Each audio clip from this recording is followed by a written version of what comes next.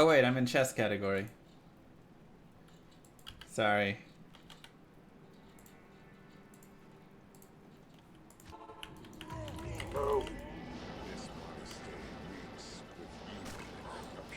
Naomi. Thank you for 6 months. Take the Devilkin's Queen. Grail prediction. What's the next item? Oh, I do need... Okay, so my Grail thing... Holy Grail app. Let me see if it's... New version available. Let me install the new version to work with this save file.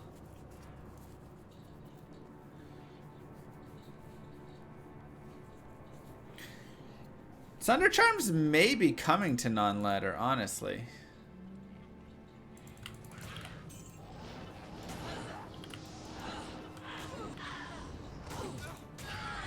I agree. Install. Finish. I wonder if I need to open the stash for it to see the stuff in the shared stash. It may not be fully... Yeah, there's still an error there. Let me see if Zed's online.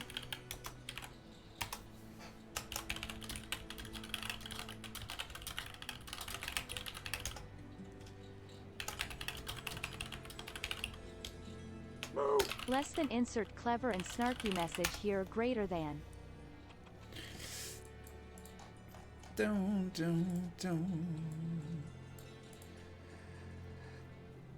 Thank you, Emily. Only 28 months? My goodness. Feels like you've been around for 10 years. Oh wait, we already had a portal there, didn't we? Hello, Bao.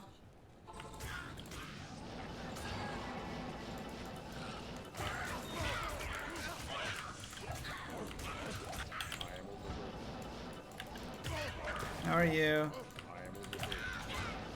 Just got your second charm with the pit, from the pit. Yeah, Enigma first for sure. Then it kind of depends what character you have after that. You know, it's like, do you want to make a Faith? Do you want to make a Dream? Do you want to make, you know, you can kind of start looking into your second characters.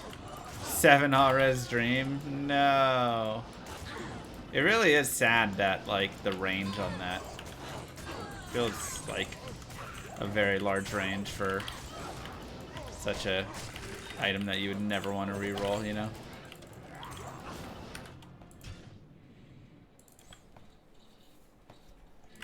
Something.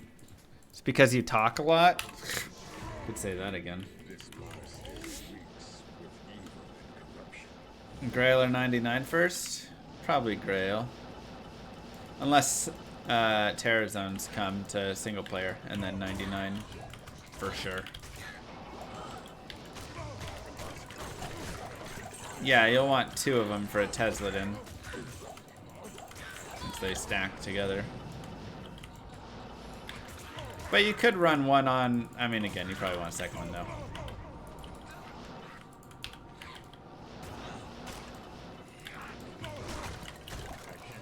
I mean, there are a lot of rune words that can use a jaw rune, honestly. I think you need like 12 to 14 jaw runes for all the rune words or something. So, you could probably look around at a mix.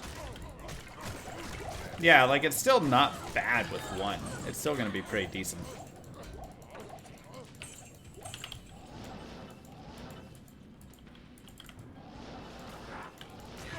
It's just that second one does add good power. Especially if you have maybe like a Griffin's or something as well. That could help it some. Put a facet.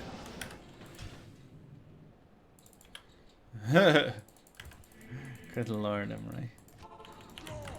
You do talk a lot.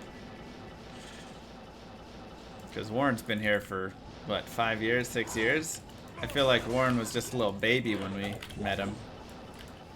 They grow up so fast. Yeah, Faith is a solid option for sure.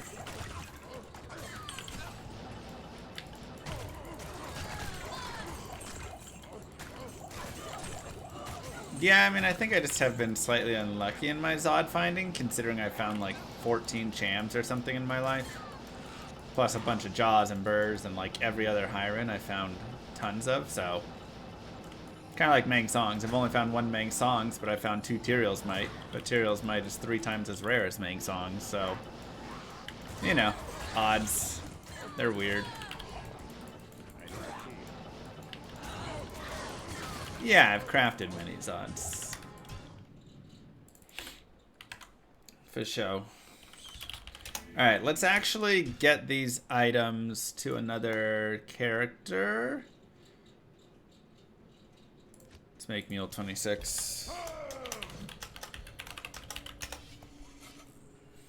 And then it may dong on us here.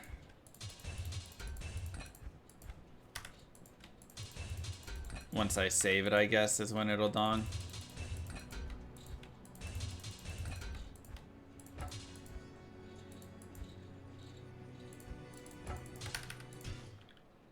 Yeah, okay.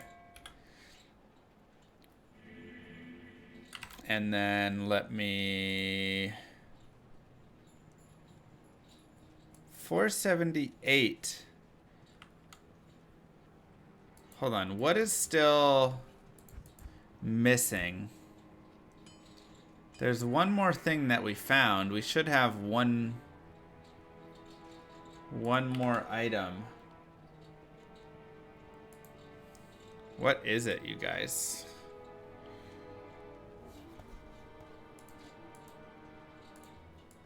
Because I should only have 27 items remaining. 6, 9. It's a unique other. It is... It's nice to have stream audio again. Metal Grid. Oh, okay. Because Metal Grid's in my shared. Farkroy, thank you. So let's take...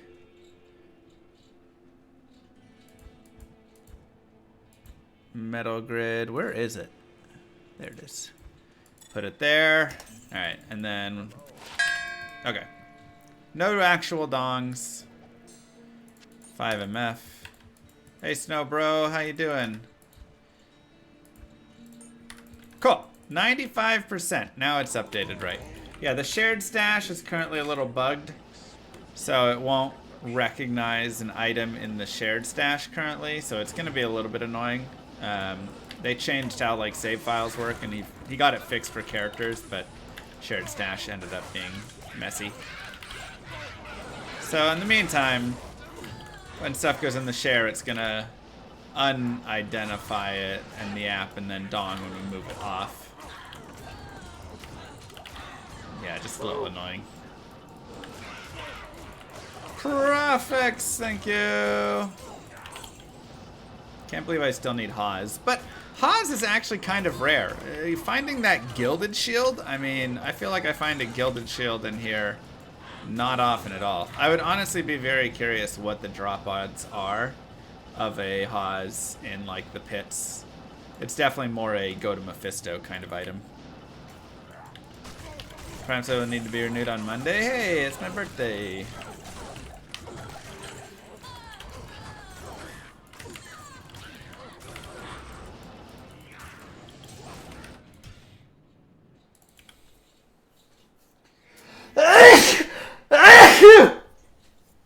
Excuse me.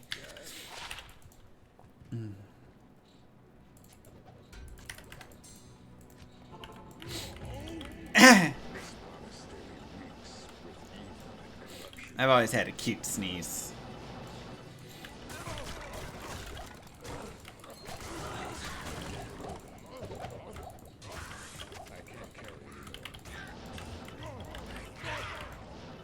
Yeah. The shared stash change is a known issue with Holy Grail. also a known issue with, honestly, a few different apps, because a lot of apps were reading save files, and them changing that kind of borked a lot of them. Zed, he said that he's going to update it tomorrow evening, so just the shared stash for the next couple days won't recognize an item for your Grail.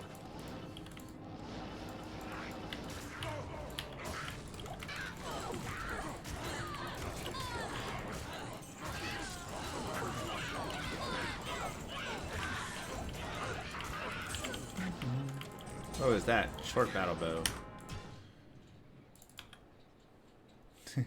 What up, Wraith? Is this a Grail stream? Yeah.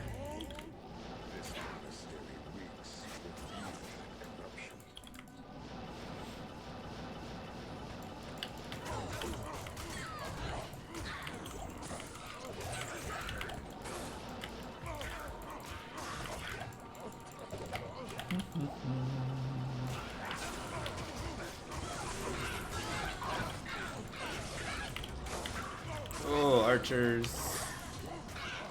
And more archers. Cursed archers and ugh. Awful. Again, like I said before, I love the wells down here. So nice.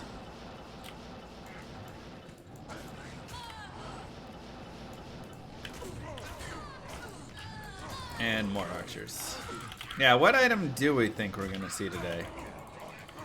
Probably Snowbro.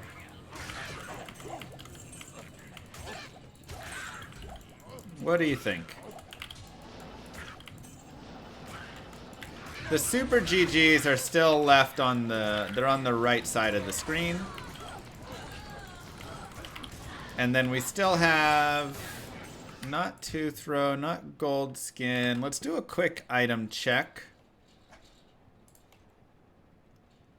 We still have Black Hades, not crazy, Tyraels, Veil of Steel, Griffins, Hand of Brock, and Shadow Dancer. Guardian Naga, that's wild. Executioner's Justice, Cranium Basher, Nell Striker, Skull Collector, Mangsong's Astrians, and then Lacerator and Gargoyles Bite. I feel like we could find gargoyles today. BK Wisp, Crescent Moon, 3 facets. Haven't found a facet in a while. Then Bartux, Dark Force, Hawes, and Death Fathom. So definitely a couple medium items in there. Hedrox, thank you so much for your Prime sub. I'm surprised I haven't found Bartux. That's definitely probably my biggest surprise. And Shadi with the Prime as well. Like, I feel like I find Bartux, you know, 100 times in the Grail. You don't even pick it up, you find it so often. Like, you just leave it. It's just trash, right? The first couple is like cool, and then you're like, alright, I'm done with this. Before that, it was like Tooth Throw. I was very surprised I hadn't found that.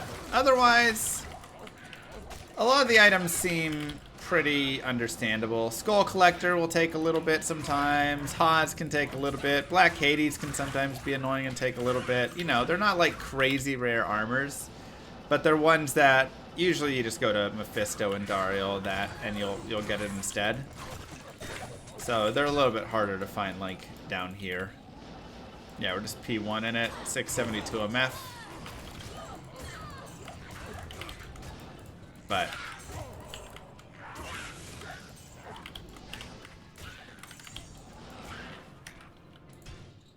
why didn't I move it? Well, I put found next to it. I guess we can just remove it.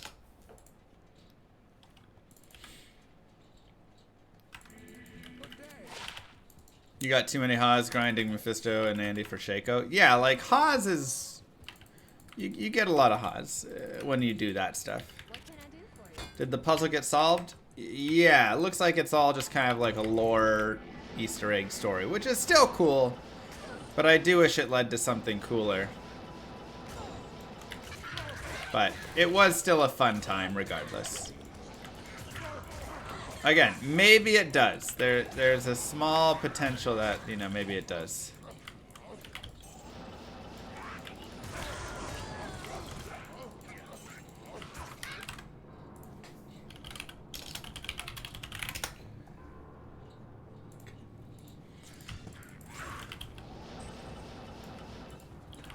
maybe in a future patch it leads to something. You know, they talked about some new twisted dark gem that you can gain and whatever stuff. I don't know. But, like I say, it was still really cool to go and work through. So, it was still a fun time, I think, for everyone.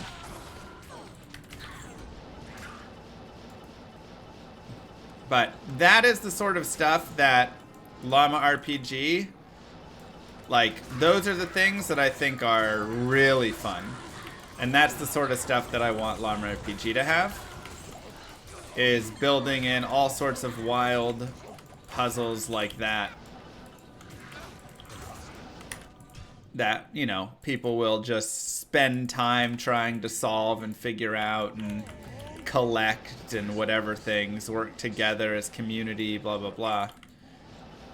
And then, like I say, I would like for that to lead to, you know, a new section, a new way for people to cube things up, craft things, whatever, and they can get to a new area or something. Hi Llama, which dual element build is best for Sor? Well, now with Sunder Charbs, you probably don't need to run it. Some people like to run, usually Frozen Orb, I always like to keep in it. I feel like that's such a good element, or Blizzard. And then Hydras aren't bad as well. Some people like to mix in Nova or Lightning if they want that, though I usually prefer to run a straight Lightning character personally. But I definitely know a lot of people who run a mix and match. So, on my 99 source, I was running Blizzard Fireball before, and I thought that was pretty solid. Blizzard Hydra would also be pretty decent. Orb Hydra, pretty common and decent. MF Barb, yeah. Aw, thank you.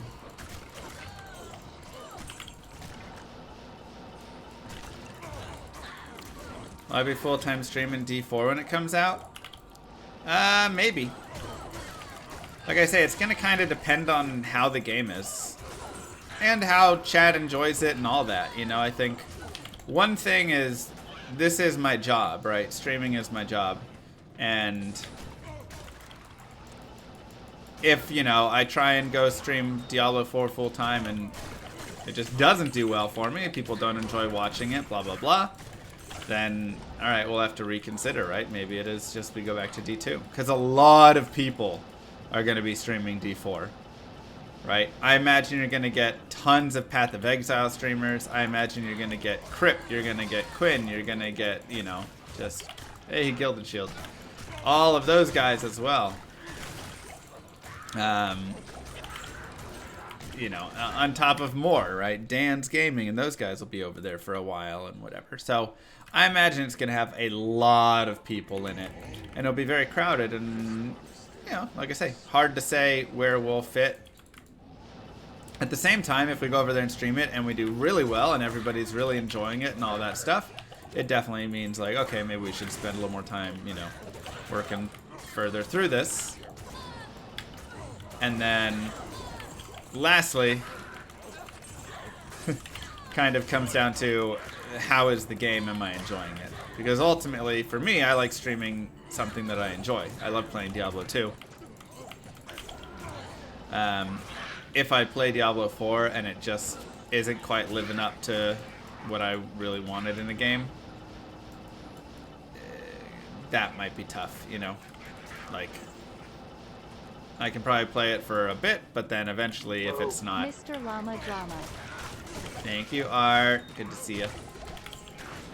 If the game just, you know, doesn't have good itemization, ends up being boring, everything ends up being crazy high damage, the PvP is a mess or whatever, it gets, you know... I mean, there's a lot of areas that it could just flop. And if it does just too much, and it doesn't feel like an enjoyable game, then...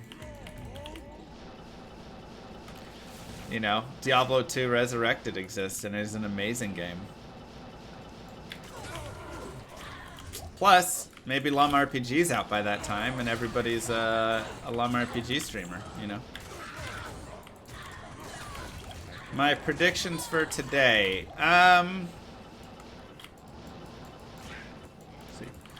I'm thinking. What did I say today?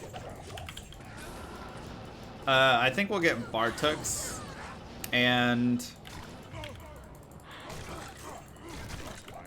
one of the GGs. I'm not sure which one. Is there a mapping system? They have a rift system, but it's like kind of different from D3 rifts. There's gonna be a closed beta test, so we can all like see that soon.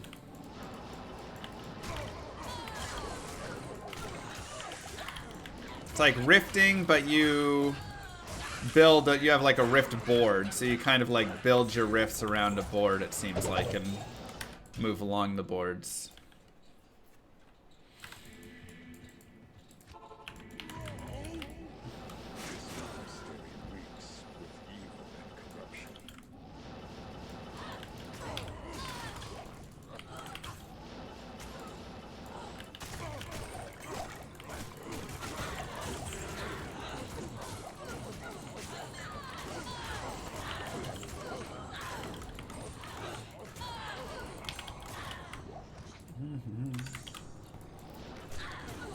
Some, yeah.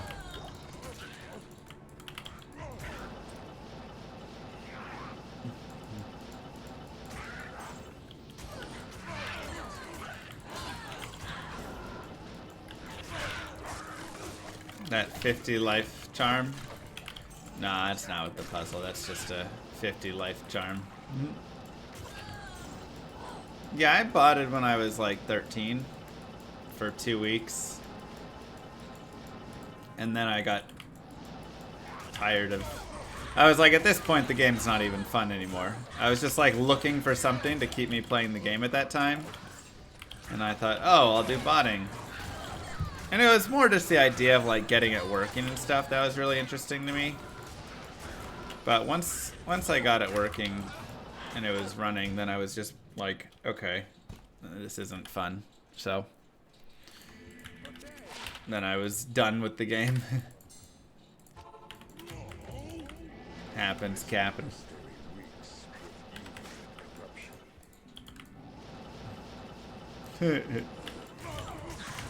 Whichever torch you want, Gray. Well, I mean, they could have just set that, but the Ubers have level 110, so.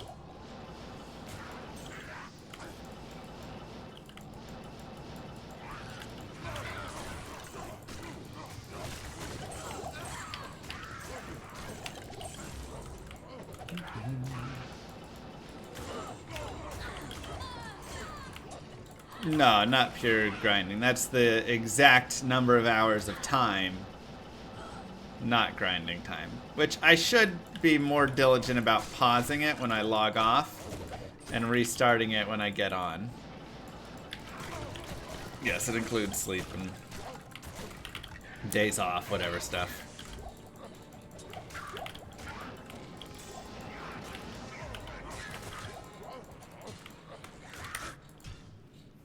This is a Berserk Barbarian.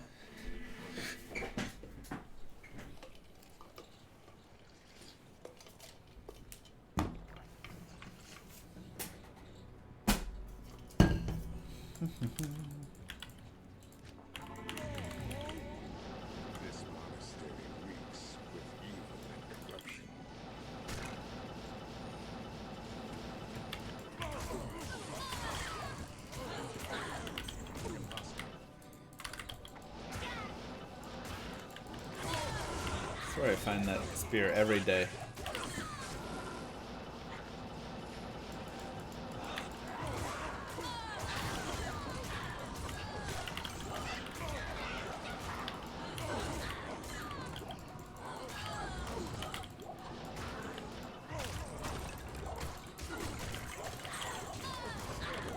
Item that gives you map visibility? No.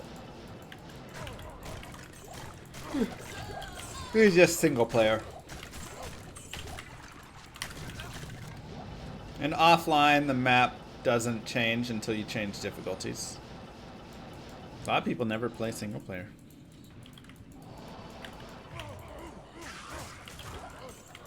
No, the chest can't drop any item in the game, but it can drop a lot of good ones.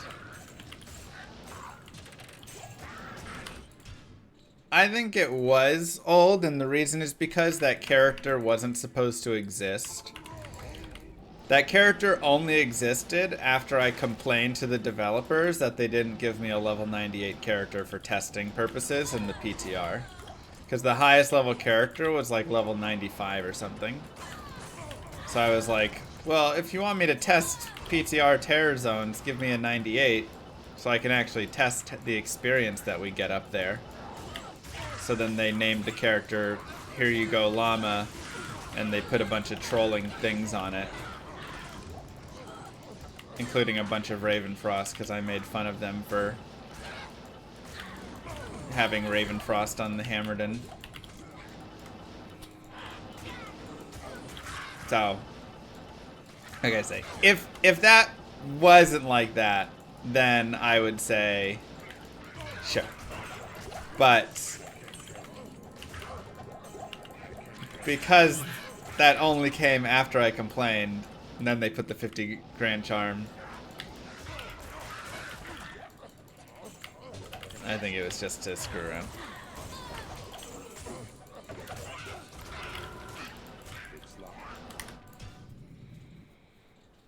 You need to unify your completer that the integrated can see. Well, it actually does, Kai. Only if you keep them all, though. So you'd have to keep them. But if you picked up every unique and stored it, it would ultimately give you a full count. Yeah, they didn't mess up the rune words this time, so that was nice.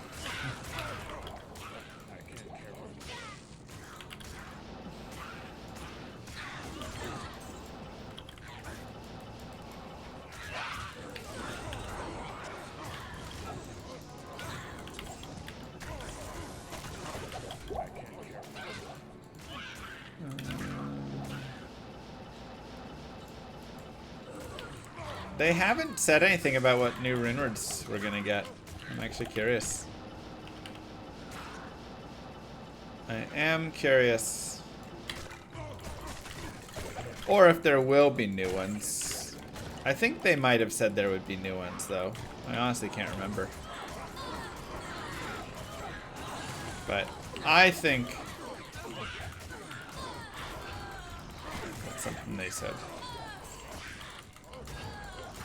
D2R is playing still? Yeah.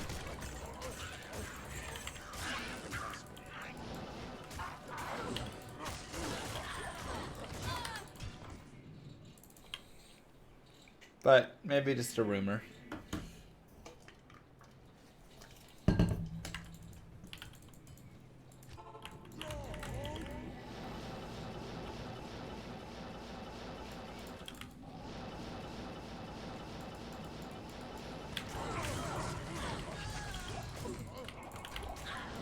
Another rare Colossus blade.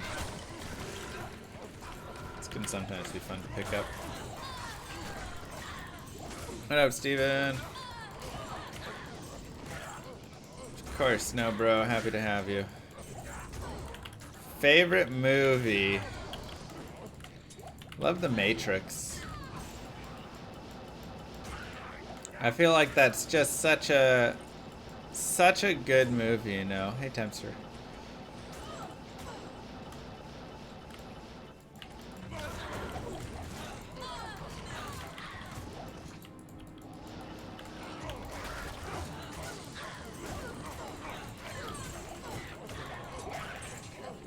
You'll give me $10 now if I say what we're gonna have.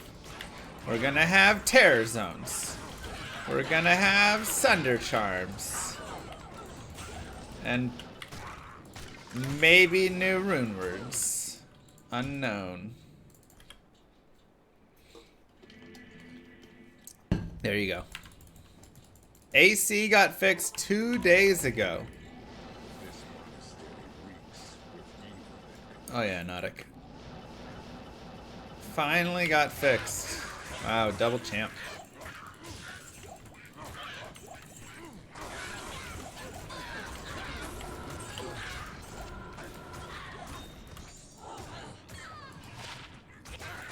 That was a really nice circlet if it had anything else. I'm looking for an awesome rare crystal sword, ethereal. Then you upgrade it to a ethereal phase blade and it's dope.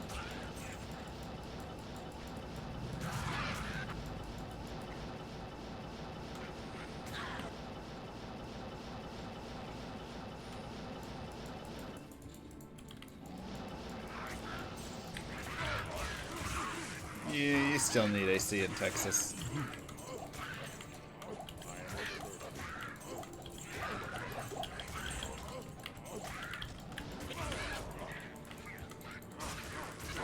Yeah, it goes on sale. It was just on sale, like, a week ago.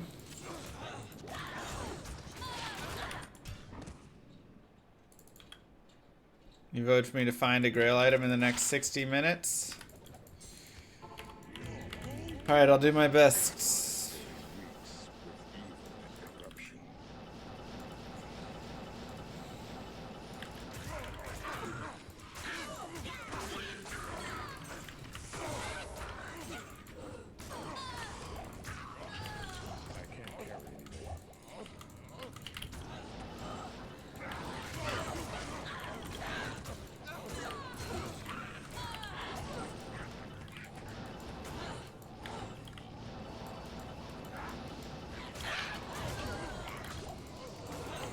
Winged axe. Getting closer.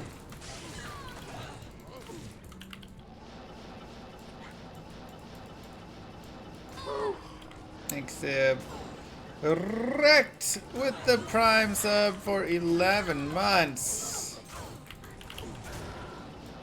Thank you so much.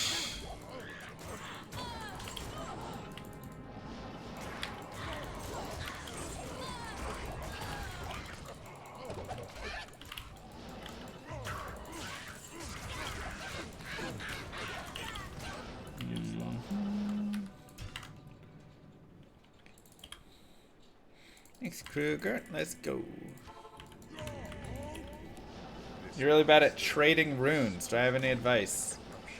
I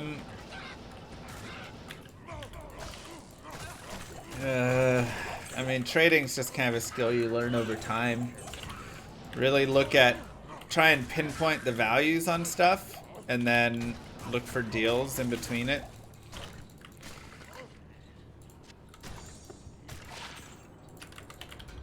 Can be a nice way.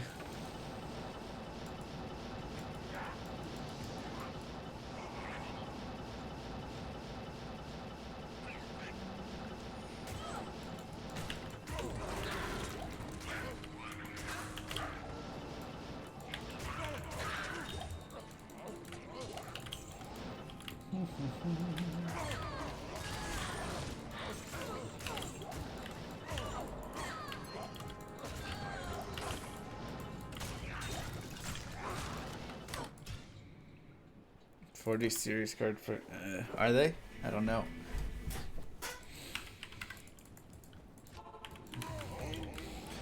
You know what's sad? I'm gonna make a slight tangent. There was this new game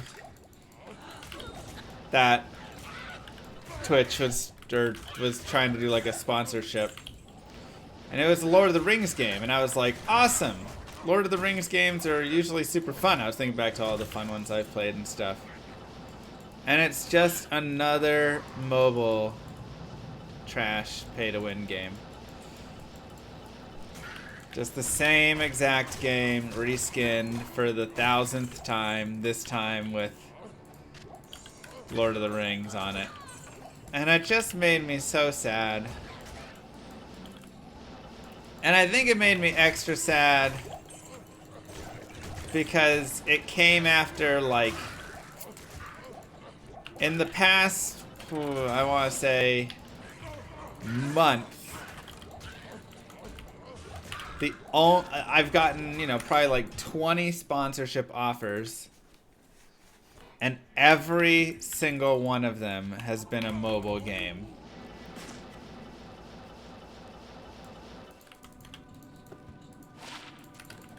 And it's just like, like I just want to do like a game that is okay, fun, you know? It's like, all right, every now and then, you know, we do one because, hey, we gotta feed Moo Girl. But in between, you know, there's been a lot of fun games that, you know, on Steam or on Xbox, whatever stuff, that we've been able to have fun with and everything. But it's like all of those games have just stopped advertising. And it's just the same, again, it's all the same. It's just the same mobile game, pay to win, you know, the same thing with, they have all the same techniques and anchoring and all the whatever. And that's it.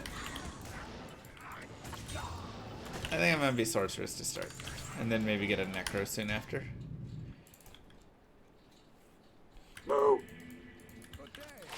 Blue Archon with 5 gifted subs.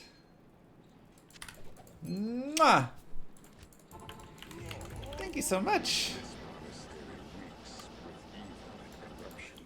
Yeah, the most profitable games can promote themselves hardest. Exactly. But it's not even, it's just like, there's like so little. There's like nothing for the non-pay-to-win games, you know?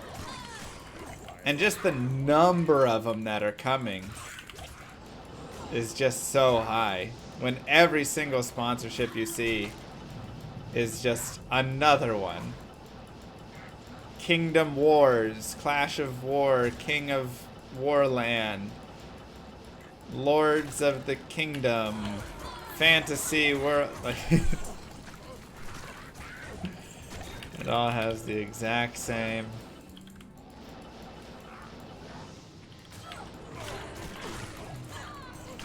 You saw an ad for that one? Yeah.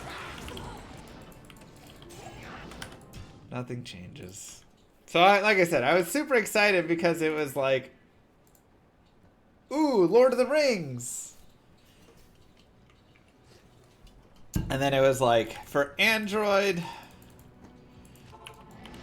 or iPhone. And then there's merge stories for Android or for iPhone.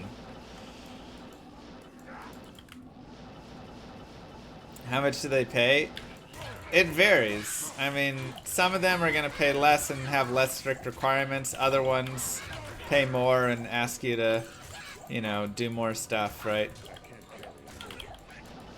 So the more they request, generally the more that they pay. Hey, Jeeds.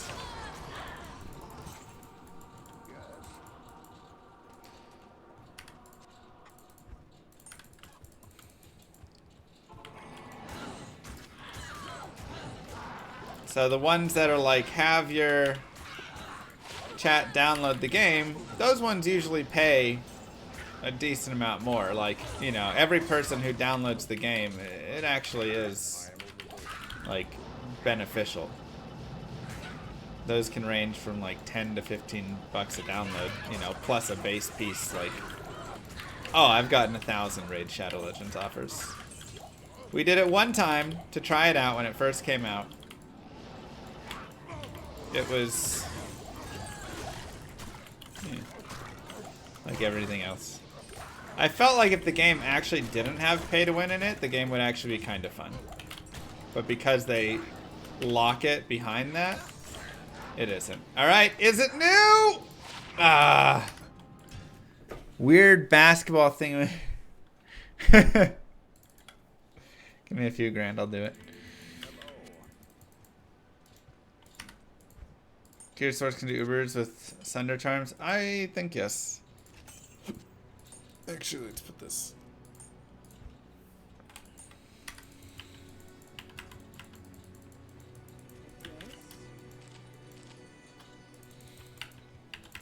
New mantled. I think fire.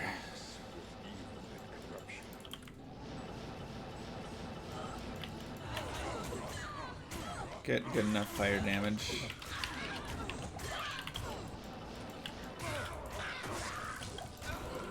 You could also do cold if you just rack your blizzard damage up enough.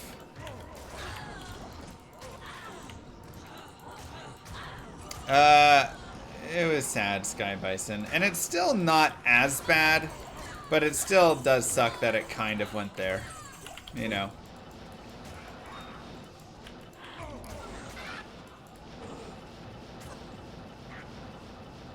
Because, yeah, when I initially had played Torchlight Infinite, there was none of it in there whatsoever. And that was even something that, you know, the devs talked about a lot, was really, like, trying to avoid that.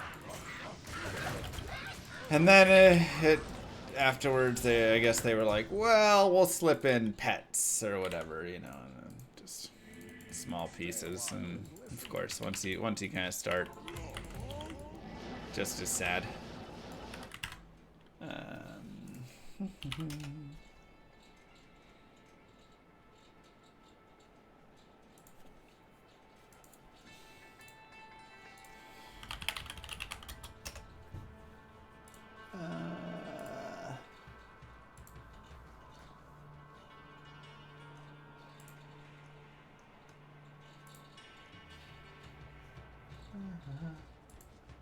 Join my army of the dead. No.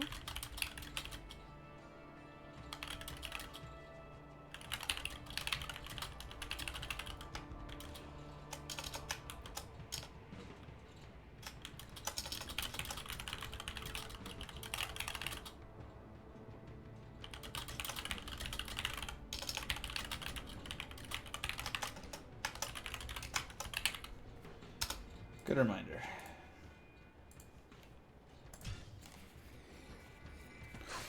Seems like it's just lore. Moop. Thanks, Art. Do I know what sort of setup beat to use? I mean, I'm guessing just like Blizzormus and Nightwings and Death Fathom. And again, if you really stack your cold damage that you can outpace their regen, then you can do it. And Blitzsource now, because she won't have to deal with immunities, it should be easier.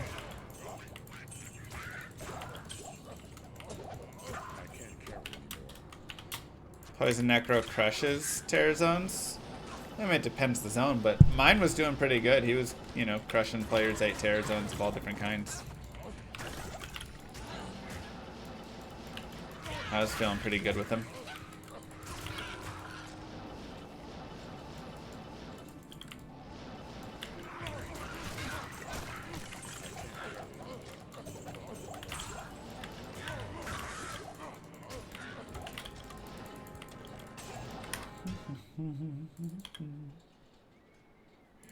It's not a great torch. Terror Zones are online only right now, yes.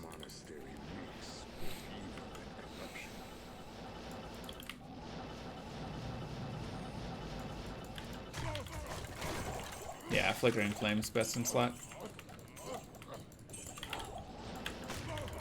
If you want damage.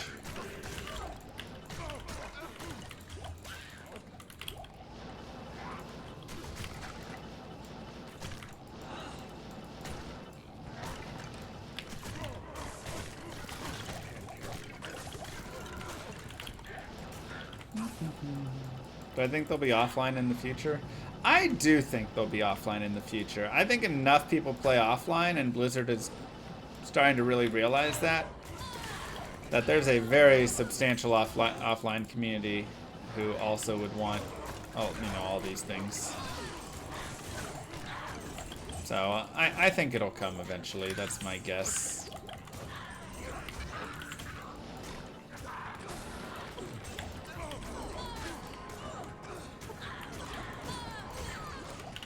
But who knows?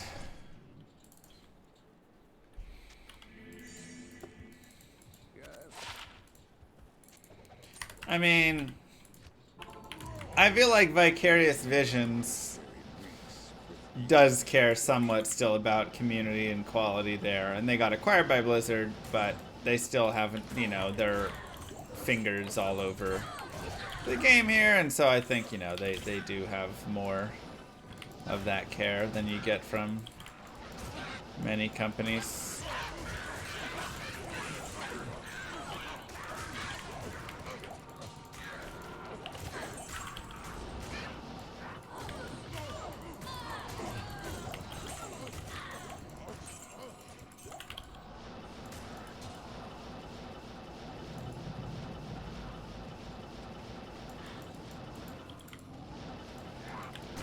Oh yeah, don't forget to predict NFL Week 3 scores, everybody. !league right there. Link is in the chat. Go get your predictions in. Looking forward to a shirt rip. Me too, Jesse.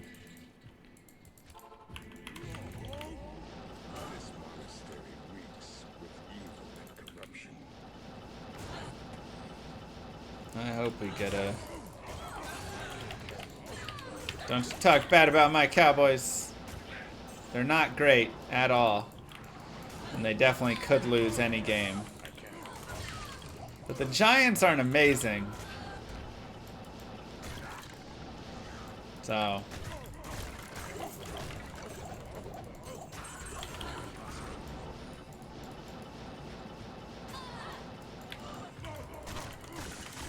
Cardinals, Raiders, what a heartbreaker.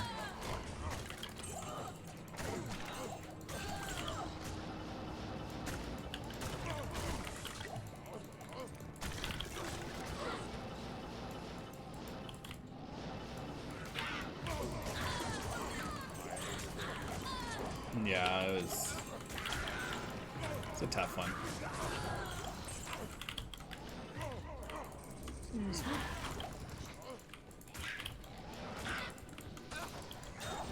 Truth.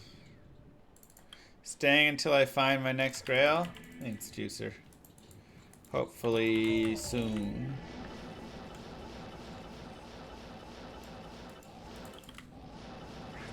Try my best, Art. That I do.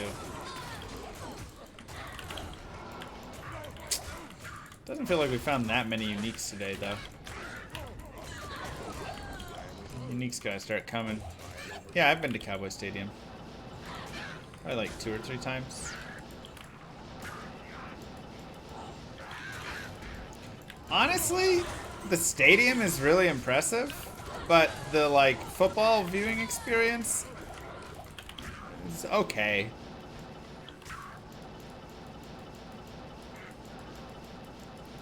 And it's probably because I'm not buying like the expensive seats. You know. Like from the top and stuff. I don't know. I much prefer going to like a hockey or basketball game. I feel like you get a better... It's a better feel of the like stadium kind of being more together. Whereas Cowboy Stadium feels very like prestigious and stuff in it, but you feel more disconnected from like the crowd and from the game and all that. 40 minutes left to find that Grail item for all the betters. I'm trying.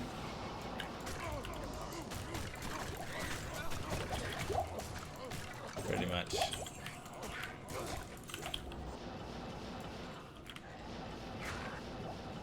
And it definitely is hard to justify like paying, you know, hundreds of dollars to go to a game when the Cowboys are so disappointing.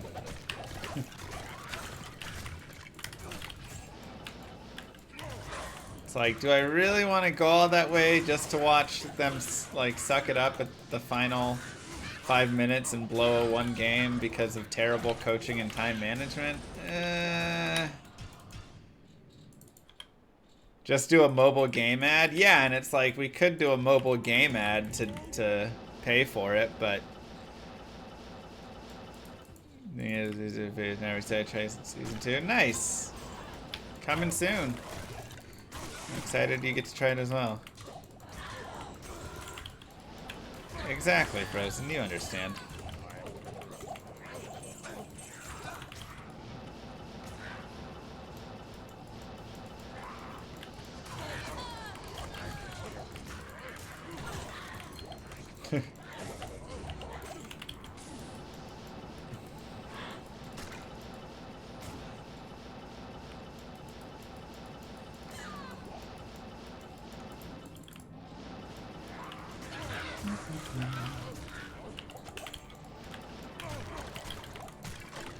Yeah, and like I said, I don't even mind doing those like mobile game ads here and there just because, again, so many games are mobile nowadays and so many of the sponsorships and so many of the sponsorships that'll actually pay you like an okay amount, of course, are also mobile.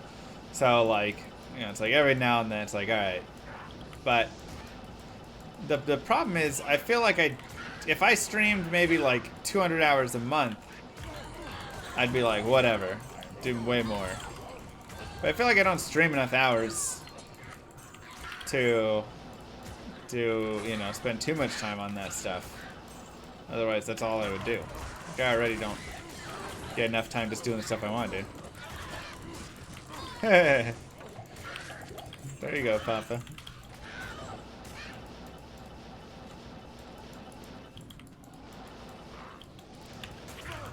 I think the build that'll gain the most from it will actually be, I mean, I do think there'll be big buffs for like Fire Druid, Fire Source. Those characters are gonna get some nice buffs. Perfect, Kai. But we did Tum Tum. I think the characters that are going to really gain the most value will be like Lightning Sorceress, Javazon. Characters that already use Infinity are now going to absolutely destroy the resistances of everything. So that's actually one thing I didn't like about it, was that Infinity and facets and all that are now applying after the fact instead of before, and that just makes them so good.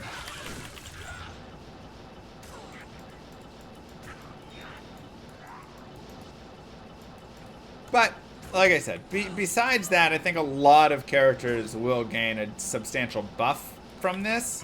I think the characters that'll get kind of nerfed, which is sad to me a little bit, are any character whose focus was multi-immune.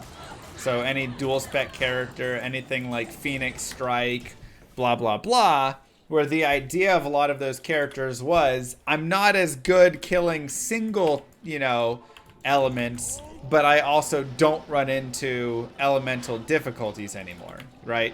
Like a Blizzard Sorceress always had to skip cold monsters. There was just no chance. She just has to skip them or let her mercenary try and deal with all of them. And so you'd run, you know, Hydra Orb. Okay, now if there's cold, I kill them with fire. If there's fire, I kill them with cold. I'm good. And it's great, and it's not as powerful in either aspect, but it's powerful in both aspects in the way that, you know, obviously you guys understand, right? I do less, but I have a better range and spread. Now with this, all of those are kind of, again, it's endgame, so along the way, all those dual builds still matter. But when you get to endgame, every build that is dual build like that, or any skill whose purpose was, like I said, Phoenix Strike, which still will do decent, you know, or anything that just had that multi-element in it, now is worth a little bit less because you don't need to do cold and fire and light together. You don't need to have a character that does that. You can just have the single. Darn it, Bloodlord Skull would have been Dark Force.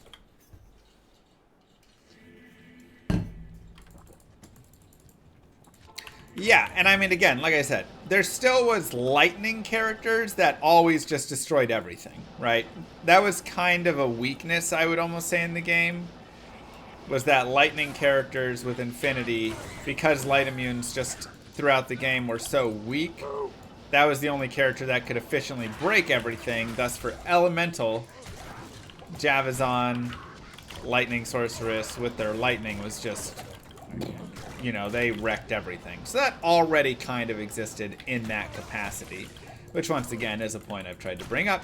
None of this really is new or changing to the overall power creep, with the exception of Light Source and those Infinity characters getting a little bit better because of how it applies.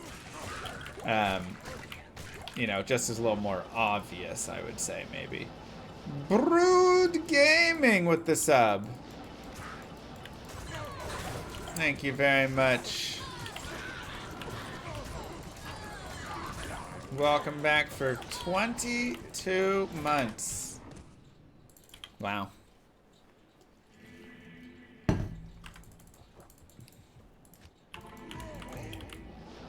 I have not, Steven. Terror Zone should be online right now.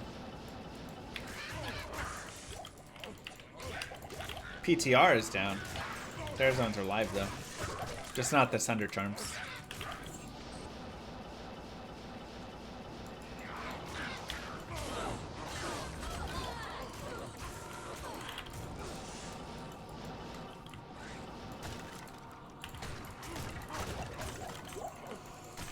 Okay. You know, I haven't found an Archon staff in a while, or a Caduceus. I haven't found, like, an elite base in what feels like a really long time for one of those, like, super GG, I mean, not like the Bloodlord Skull, but one of the big three. I have found a few Sacred Armors, though. Just rare, though, unfortunately.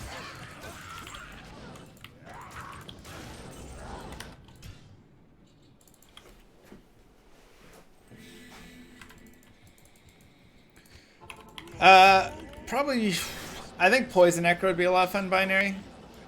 Or Cold Source. I just love Cold Source though.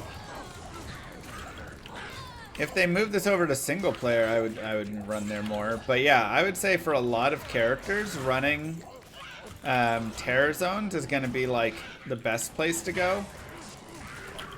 Because you have to remember that Terror Zone, like every Grand Charm can drop as a 45 lifer and stuff once you hit a high enough level. Probably like, what, 90 plus or something? So it upgrades the value of stuff that you can drop, for sure.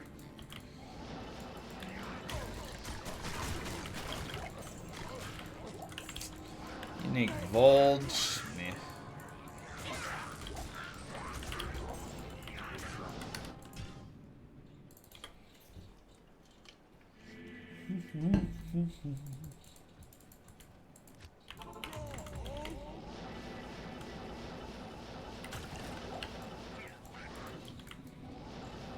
Debating Amazon and Necro. I mean, I do think Javazon will be an insanely strong character. Because again, once you break lightning immunes, and you like really break lightning immunes now, because the Infinity has the full effect, and facets are insanely good, and just all of that hits so much more. Yeah. I told you guys! What did I say? Bartux today. My predictions have been too good. I mean, it's wild. It's getting spooky at this point. Honestly. It's getting spooky. And there you go, everybody who voted. Congratulations. I heard Bezos loves dongs. That he does. Thank you, big sassy boy, for the Prime sub and reminding everybody you only get one Prime sub a month. You can use it anywhere on Twitch. You just connect your Amazon Prime to Twitch to use it. And thank you, Hades, with 5 gifted subs. And it does not auto-renew, so you have to use it again. Every single month, you just use it. And what a better time to use it than Llama's birthday right now. Birthday weekend.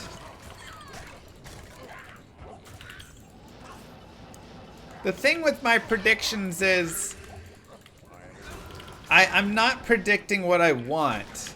I'm just feeling it, you know? It's just like, what does it feel like today is?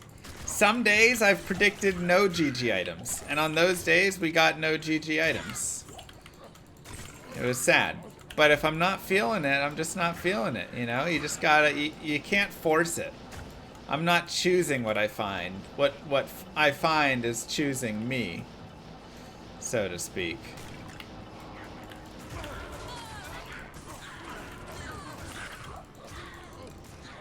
Otherwise, I would predict Tyraels every single day, you know, just Tyraels, Mangs, whatever. Happy birthday, smiley face. Thanks, Kenny! Ow. Oh, wrong skin. Don't find that too often. Yeah, it was strange.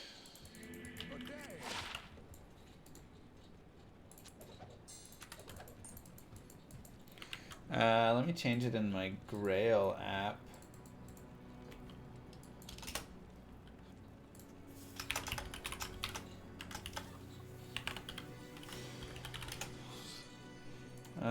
Bartooks. Save. 26 items remain. I'll be turning 32. Honestly, I'll say 31 to 32 was a very long year.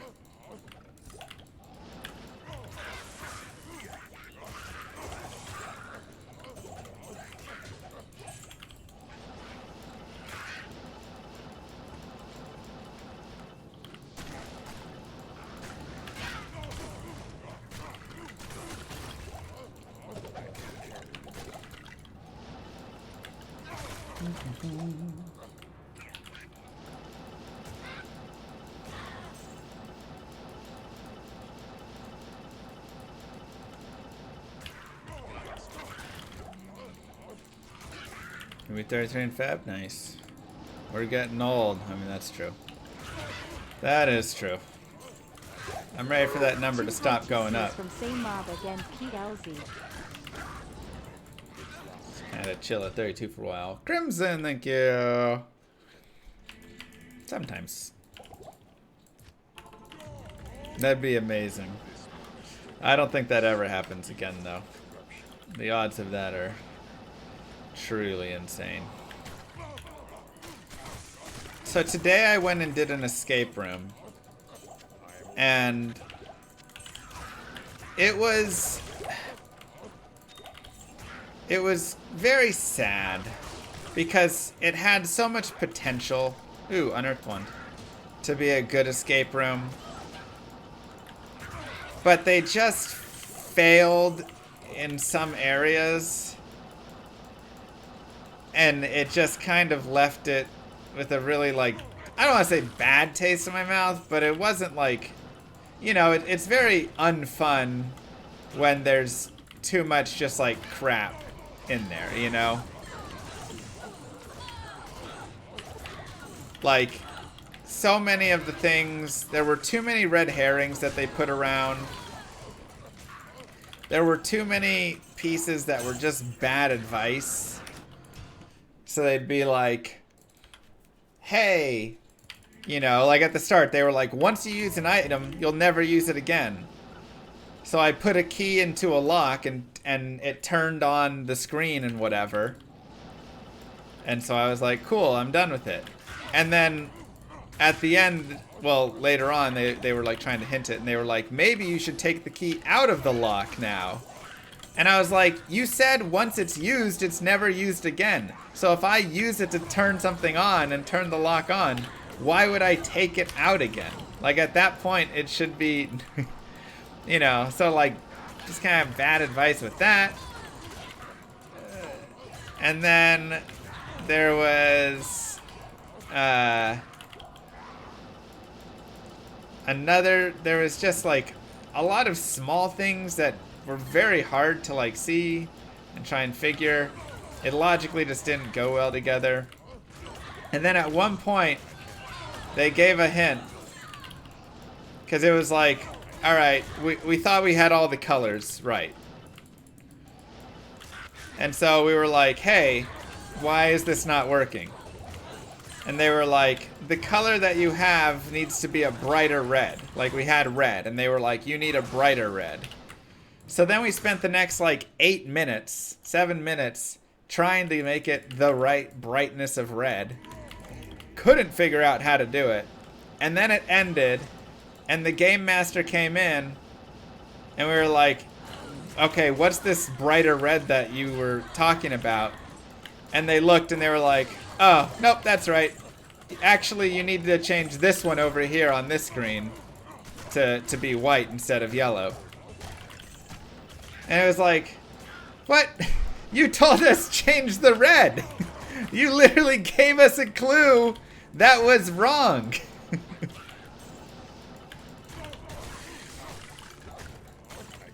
So it was just like dumb. And I don't like asking for clues because I feel like the game shouldn't require you to be asking for clues all the time, right? Like if it's built well, then you don't need to ask for clues. You can sit down, think about it for a minute or two, and then figure it out. But they just like I said, everything just wasn't quite built well.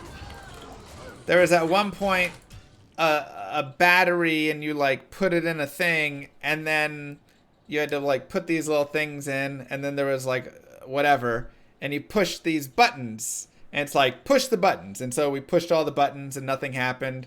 So we tried it a few times pushing the buttons and nothing happened. And we spent like 10 minutes probably. All right, well maybe we put it in a different way. Maybe we changed it around. We like kept trying to do all these different things.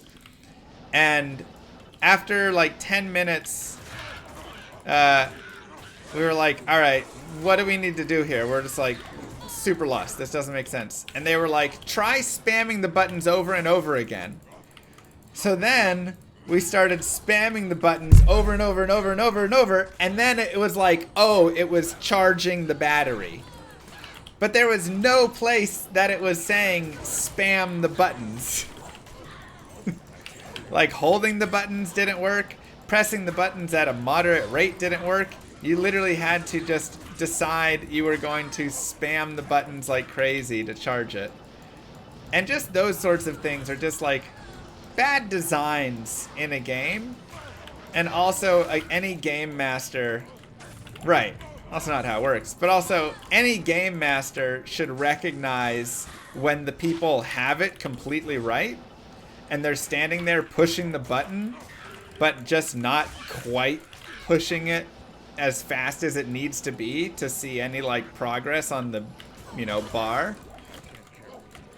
And they should immediately kind of step in and just be like, hey, maybe it just needs to be pressed faster, you know? Like, you guys have it. Don't waste the next 10 minutes, you know, like walking around trying to do other things because you solved it. We just built it poorly, you know? So, like, trying to do that. And, or, I mean, honestly, I'll get to that part in a second. Didn't like that piece, and, or, just the way that it's built, right? Again, it should be built where, like, every time you push the buttons together, the bar goes up a single time on a little, like, bar, you know, a little place. So then, in your mind, you go, oh, okay, and then it goes back down. So now you're like, perfect. Every time we push these buttons, it goes up one. We have to get it to full charge, you know, something to, like, make it make sense. But again, it's like the room was really well designed in the way of how it all functioned, and it was like a cool, like, you know, well built and whatever. It's just the puzzles and like those pieces were just poor. And there was just a lot of like this ancient or like alien, you know, language written all over the place. But you only needed it in like one place that you actually solved anything within it. Then the rest of it was just fake alien writing that was around for no reason except to like add to the atmosphere.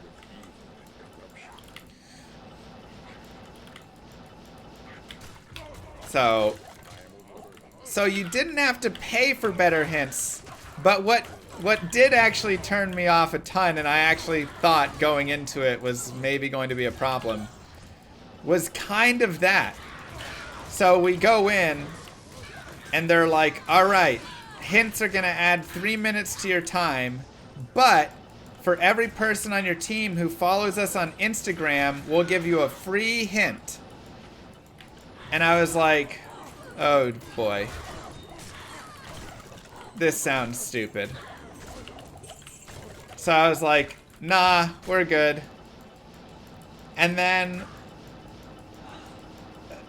we got to the like door and we watched the videos, and she was like, have you guys had a chance to follow us on Instagram yet to get your additional hints? And we were like, nope, we're good. We're not gonna use those hints. And they were like, oh, okay. Well, you should do it so you can get these hints. And then it's like it almost feels like a pay-to-win game, in that they then intentionally made some of the pieces of the game very, like, again, non-intuitive. So you would have to ask for hints. So then you'd be like, ah, okay, if I would have just followed on Instagram, I'd get that extra hint. Can I follow on Instagram in the middle of the game? And they'd be like, sure, here's your hint now. And at the end, she was like, you guys should have asked for more hints. I was like, you should build a better game that's not so reliant on people following your Instagram to get a bunch of free hints to use. But alas.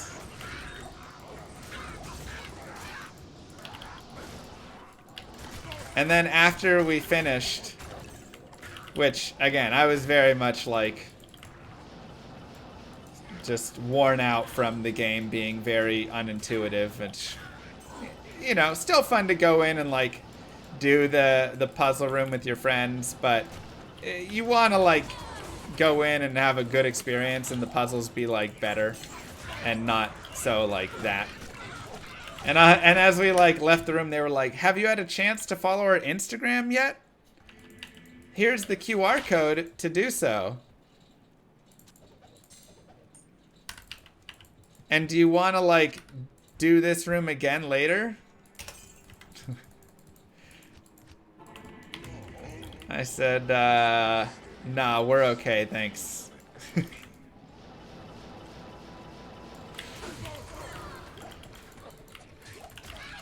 So,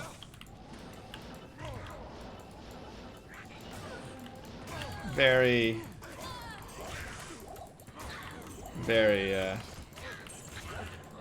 more hints if you do it again.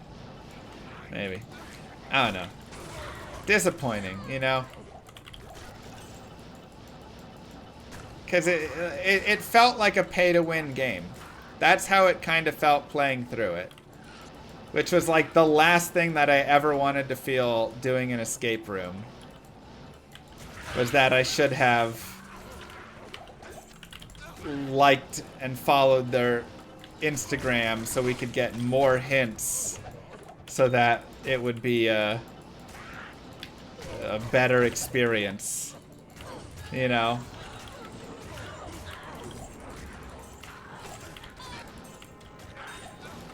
Like, come on, man. No, I don't follow them.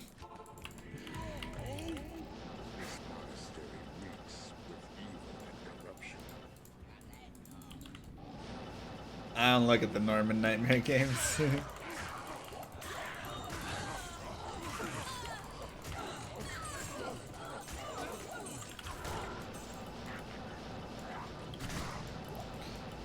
So, yeah. And it's like, we probably should have asked for more hints. Moo Girl was trying to have us ask for more hints. But if the room is designed, once again, around having, you know, getting 7 hints, it's just a bad room. Like, it's just not a good design. So it's like not fun to go in a room where they just constantly have to be like, have you tried using the thing that we told you you should only use once? Have you tried using that again? And then when they gave us the stupid red, it needs to be a brighter red, and it wasn't even the right clue.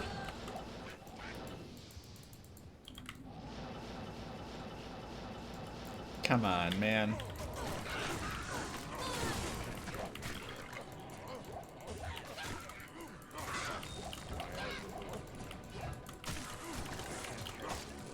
Just, come on. Maybe if you followed them on Instagram.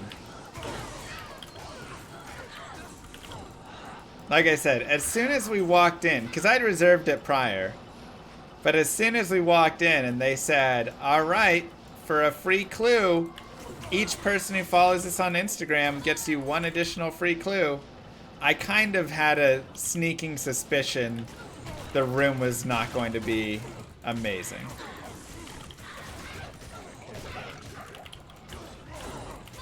I was like, that's a bad sign to me.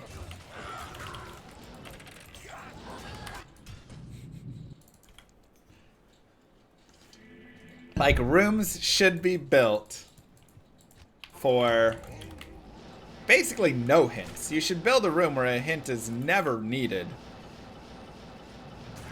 And then have, you know, the gentle shoves of whatever things or hints for people who, you know, okay, you could solve it, but you're just not figuring out the right track.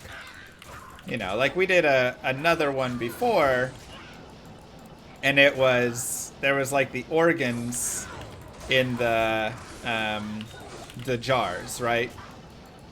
Or it wasn't the organs in jars, but it's kind of maybe supposed to be like that. But like the jars had different smells to them, and then you had to use the smells to line them up with like which area you were supposed to place the jars.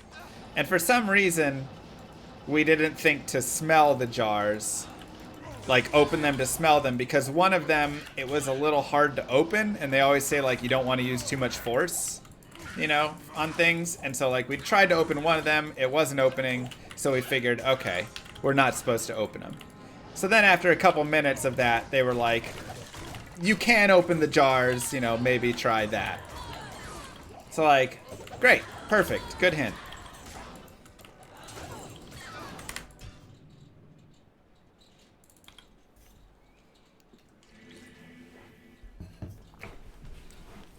I also had never been in a room that required me to smell something to, you know, solve anything. So I was like, I don't think this is how it should happen. And the fact that it didn't open very easily led me even further away from that hypothesis.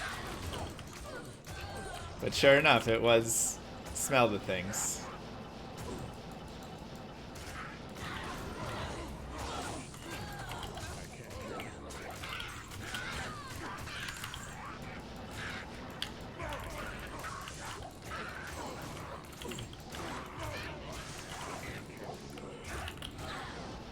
I mean, it was the jars were like mint and that sort of stuff when you opened them, so it's not like it was like bad smells or anything.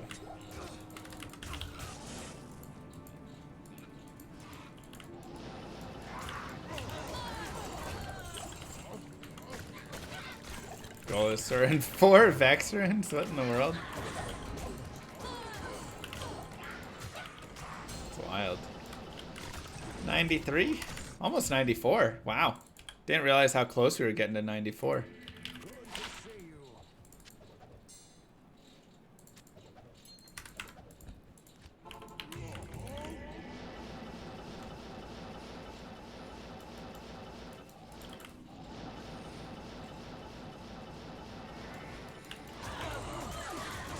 Or there was like another one in that room where we were trying to open the tomb and it wasn't opening, because I was placing both my hands in both the hand slots to try and make it open.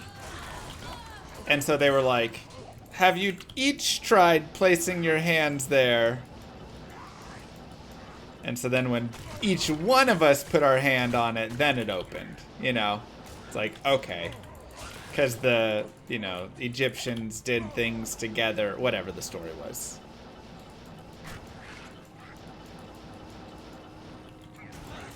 Again, better hints.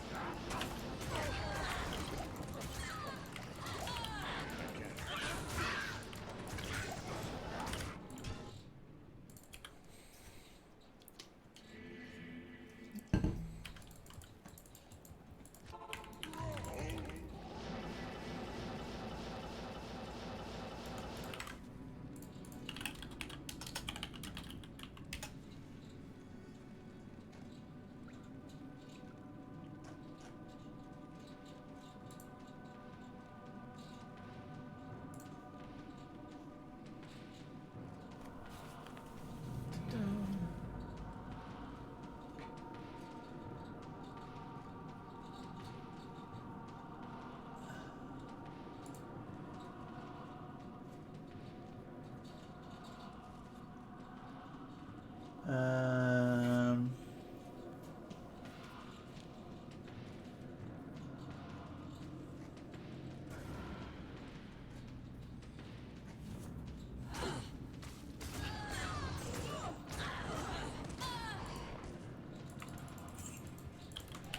Ooh, Archon plate. Isn't Aurum pretty uncommon? I mean, it's medium, I think. Still find plenty.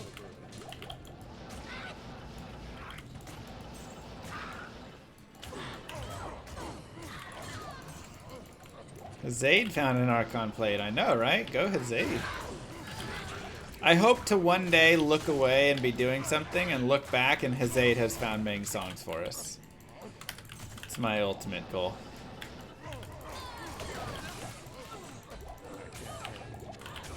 Let him do the hard work.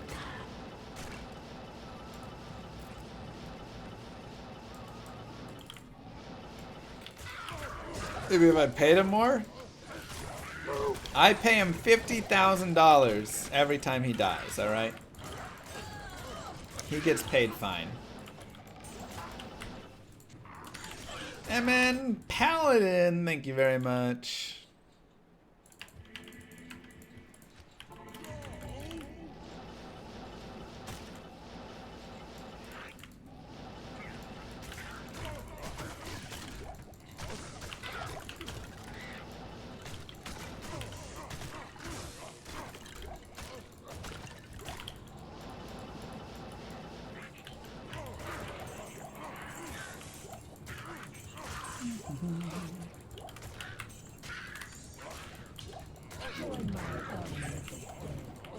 Has a fun. Thank you, Art of Bong.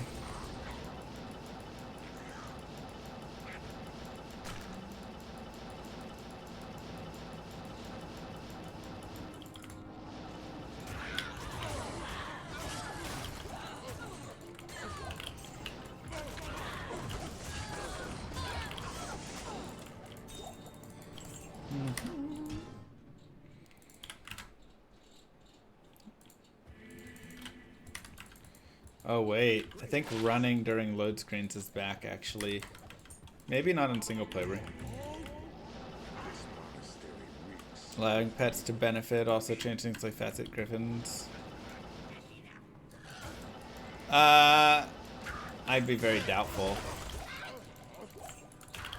If that did, that would be a huge buff to the assassin.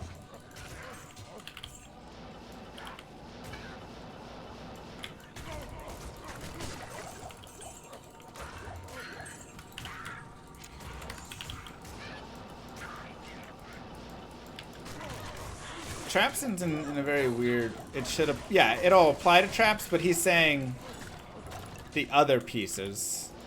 Like, Griffins doesn't apply to traps. Right? Because it's, you know, minion, not you. So I doubt that stuff is changing. But if it did, that would be a big buff there.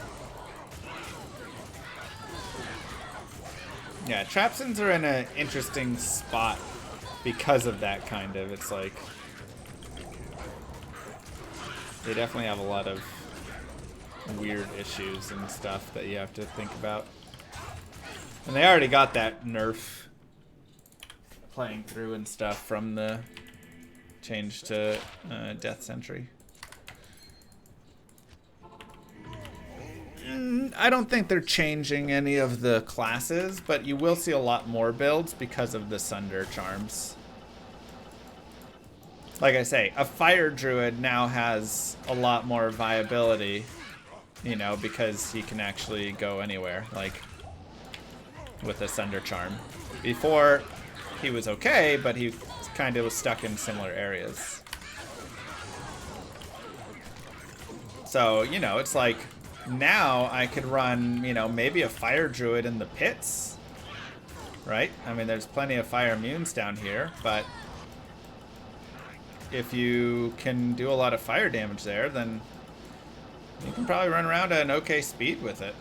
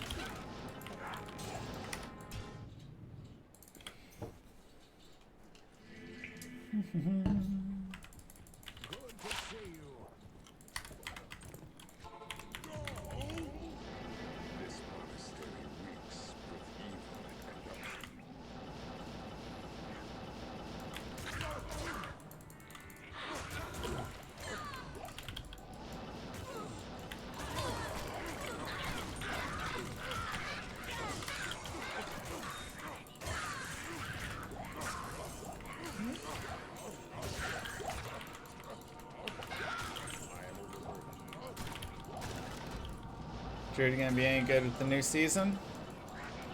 I mean, I think he'll be alright. Wind Druid, I don't think really gets that much benefit at all. Again, not a lot of physical immunes. He already did cold physical.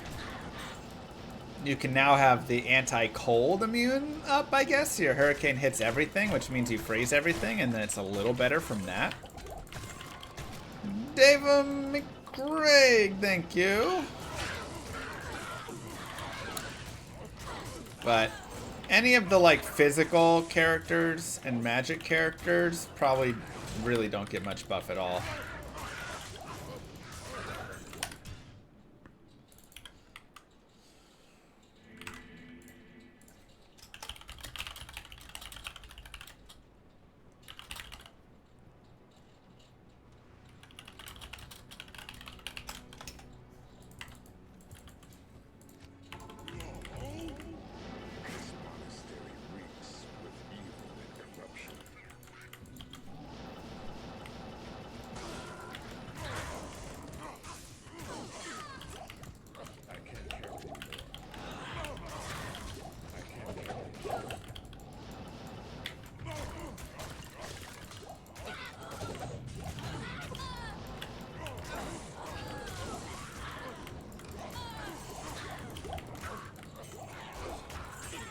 What's up? How you doing?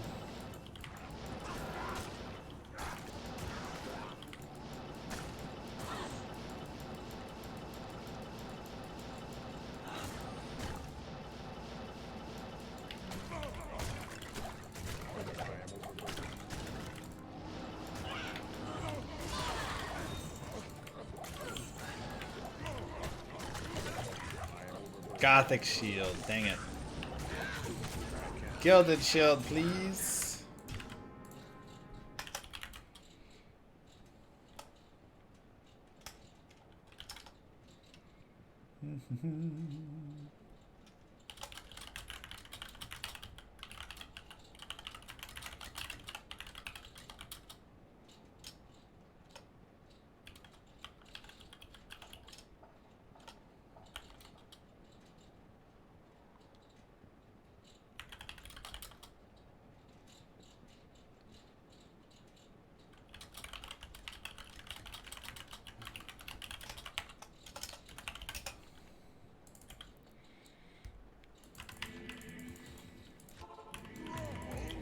Is it wrong to AFK in regular bail runs? I do that all the time.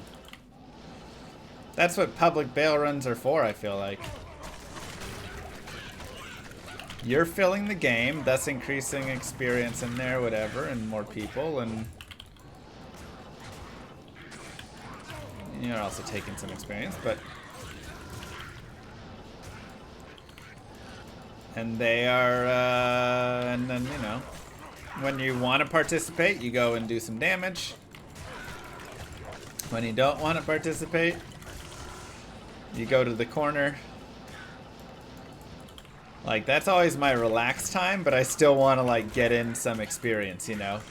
Like, I'm not ready to just, like, be done playing, but I'm eating food or something. Okay, well, I'm not going to try and teleport around terror zones and do all this damage.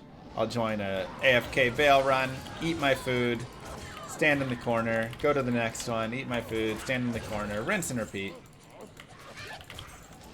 And you still gain some experience. I play a lot of other characters as well, Purple. Slurp champ. Probably true. If you do a variety of things, you can have a lot of fun. But a lot of times with this game, like, the fun is playing the character through. First time Rona sufferer here. Great to finally join the club. More time for D2R. Sorry to hear it, bud. It's tough to avoid right now with latest version. So contagious.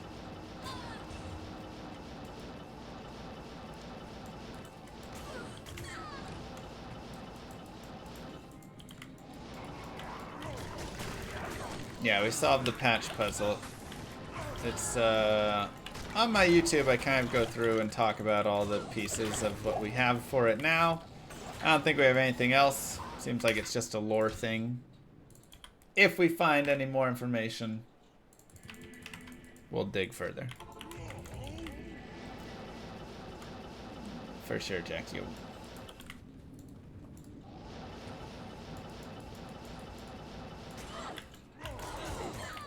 But yeah, I really love, like, if you're not enjoying your time with Enigma, I think it's super fun to go back and then play through the game with different characters.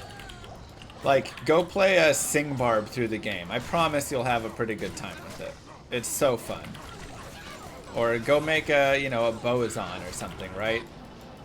Go make a character where you need to farm Mephisto a couple hundred times to get a little bit better gear, to find something with Crushing Blow, to, you know.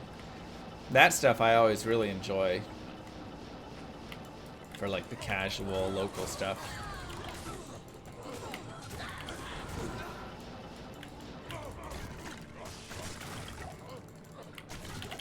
That's a good point. I should make a giveaway for a full Necromancer. Thank you again, Screamer Chaotix. Giveaway Diablo full PvP Necromancer.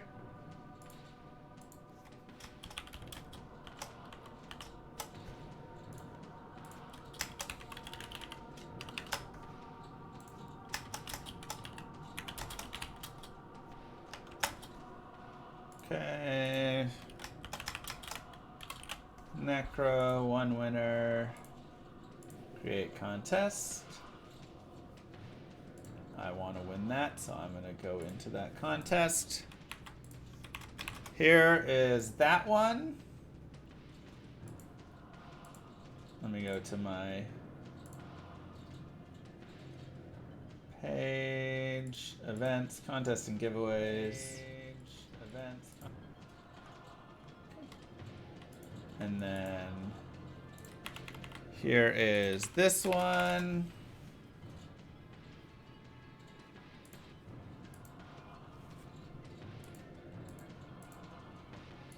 Let me edit the time on it. This will end October 2nd at, sure, 5 p.m. Looks great.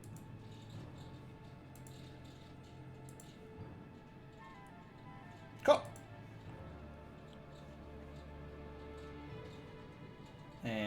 put that together, and I just need to get that information to everybody.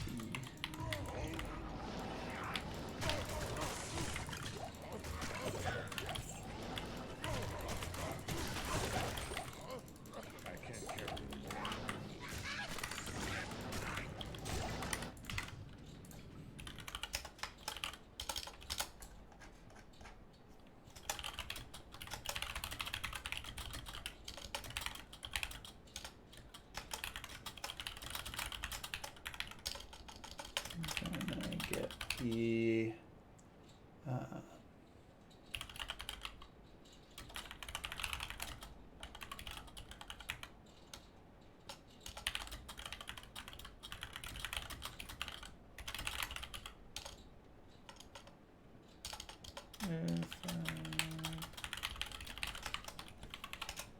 okay.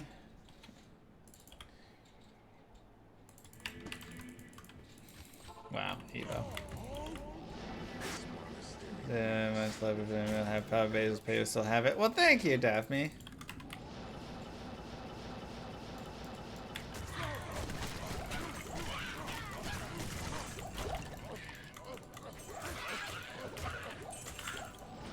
Appreciate it.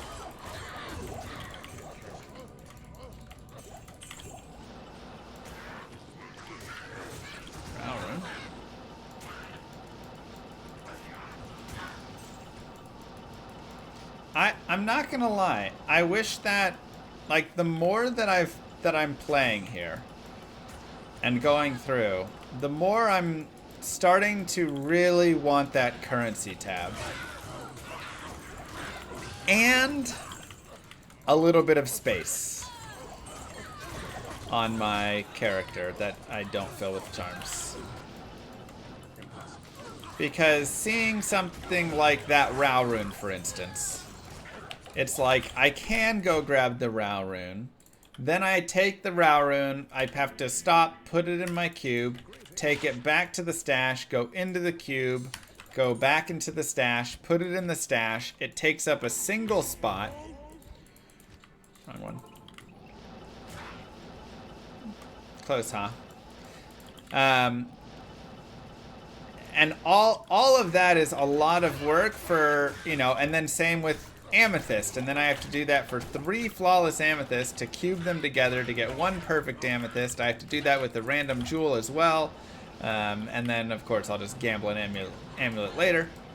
And so I've done all of that for a single crafted Ami roll, of which 99.9% of them are garbage.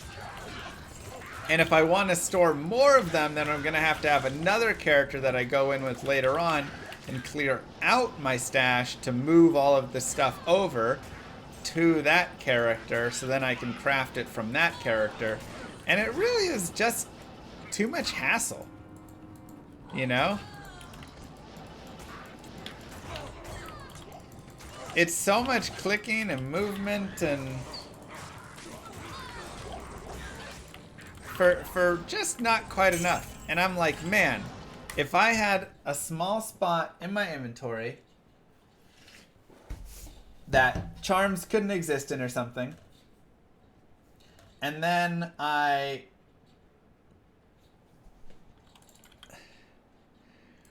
could stack the gems and stack those Rao runes, or put them at least in a currency spot, right? Even if they didn't stack in inventory, but I could stack them, you know, I just go to my stash between runs and I drop them off into my currency tab. Well, now all of a sudden when I'm going around and I'm seeing Rao runes and amethysts and things like that, I'm stopping to pick them up because it just takes away so much of the tediousness of it. And then I'm coming back and now I've got 50, you know, 50 of these. Is that silks? Yeah. I like silks. You know, I've got 50 of these, and oh, crafting is suddenly easier and more fun, and now we're seeing more crafted items, and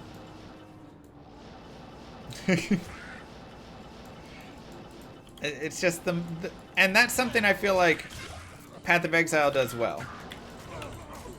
I like that when I run around Path of Exile, I'm just picking up currency, and even if I'm not finding the GG item that I want and all of that stuff while I'm doing it, which, you know, it has its other problems with other things, I'm like, hey, at least at the end of the day, I found a bunch more Chaos Orbs, I found one Divine, I found, you know, like, you know, you found multiple pieces, and that is beneficial.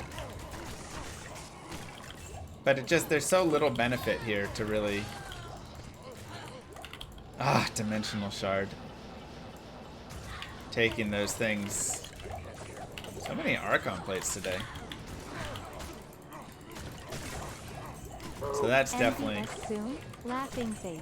Thanks, Call Me Rhodey. You know, I was considering doing it for my birthday, but it feels like there's not a good time really here unless we did like Friday, Saturday?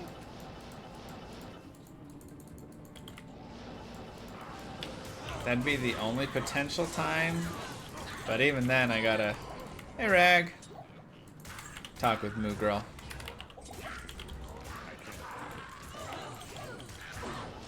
It's, never mind, Evo.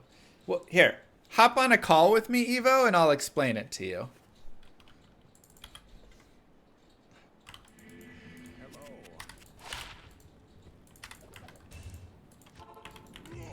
Nice and simple.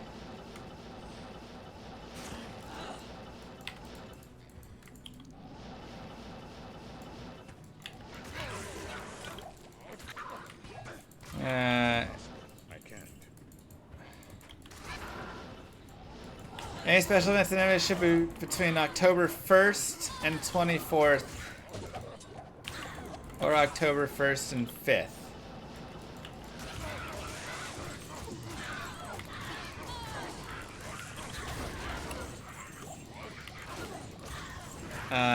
Well, October 2nd, we're doing Diablo 2 Arena Games.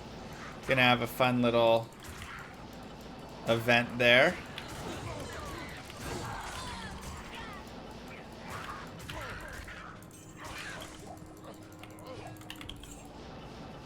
Yeah, we did.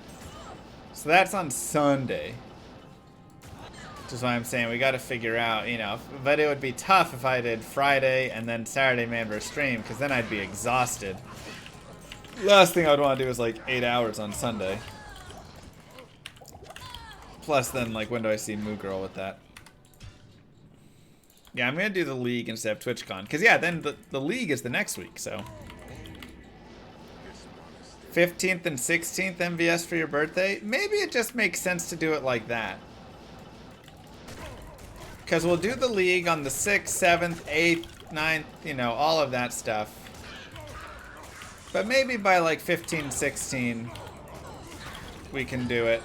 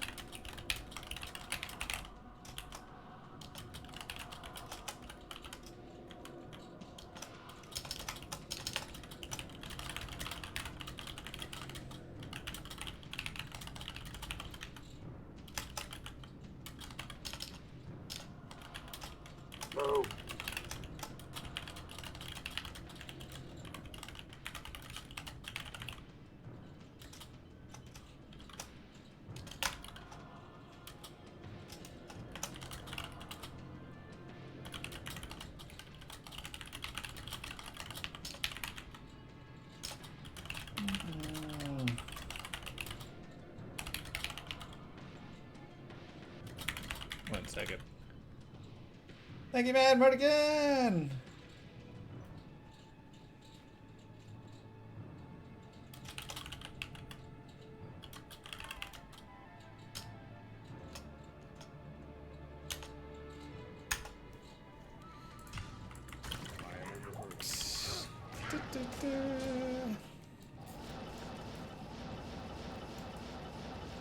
What item do we feel like getting next?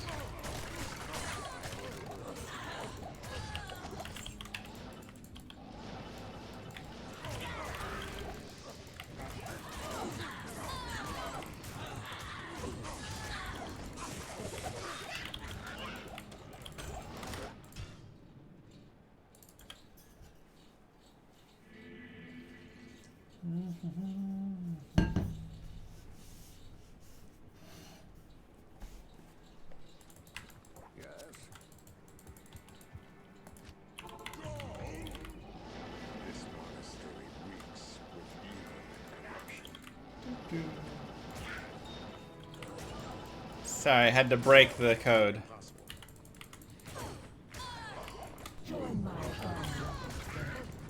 Hey Llama, what tier did you put Terror Zone Travinkle in? Cuz it feels pretty S tier today. Is it up right now? People are betting on this. Ah.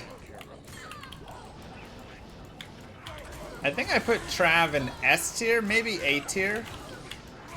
Probably S, with SSS being Chaos Cows and Bales Waves.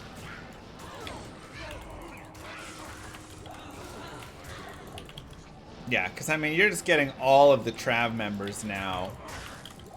Just dropping ridiculous stuff, which I think will just be really good for item, less for experience. But there is still some stuff around you can go kill. Yeah. SSS will be Chaos, Cows, and Throne Room / World Stone. I think it's all together. Because, like, if you can do Bale Waves, but it's level 99 Lister, I'm, like, worried at how good that's going to be.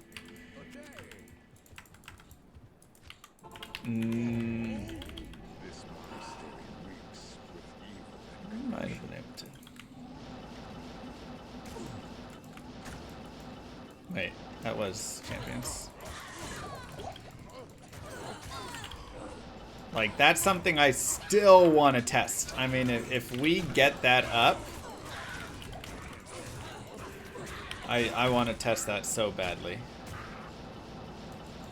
And the one time that it did spawn, it suddenly, like, despawned, and then a new area came over it.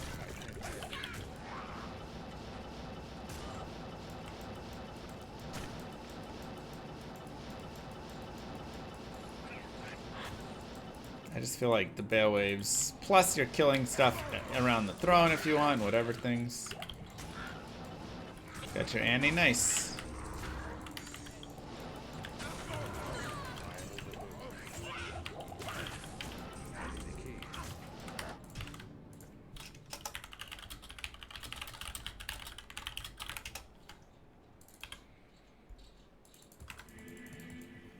The Bale Waves didn't spawn a few times? Did you report that? Would you clear Keep? Worldstone? I wouldn't go to Bale. Bale's already level 99.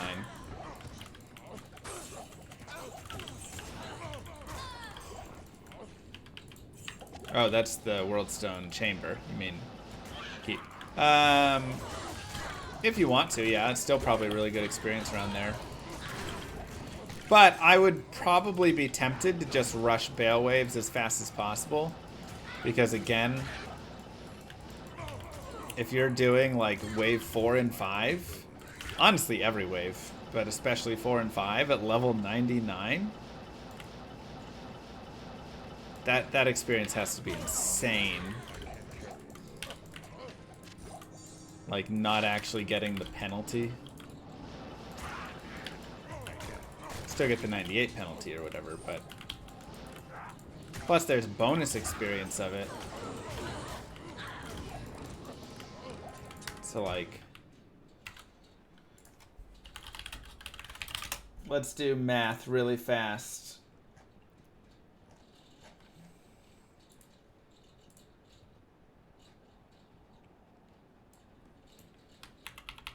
Okay. So 632,000 experience times 450% is 2.845 million.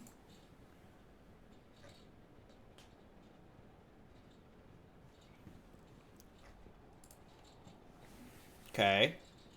That's currently at level 99. He might give a little more.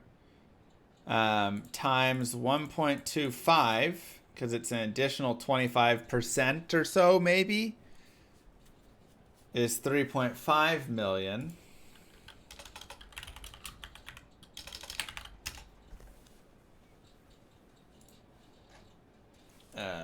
Experience penalty.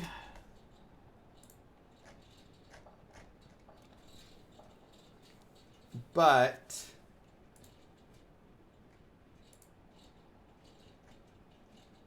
we get only 0.59%.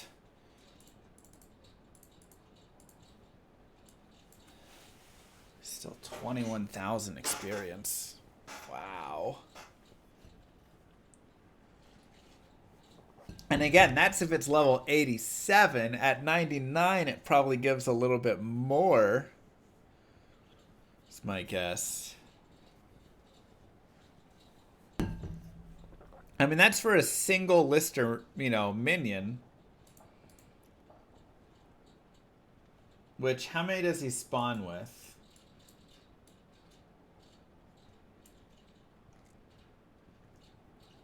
Like 7?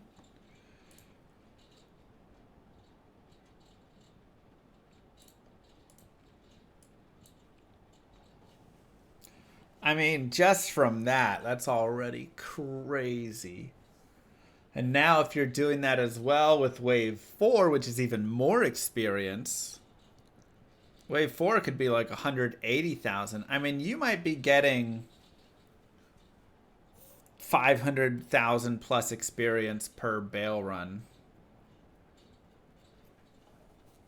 Just crazy. That lowers you down from... I doubt we'll have Annie's day 2, but maybe. That lowers you down from like 5,000 bail runs to like 500 bail runs.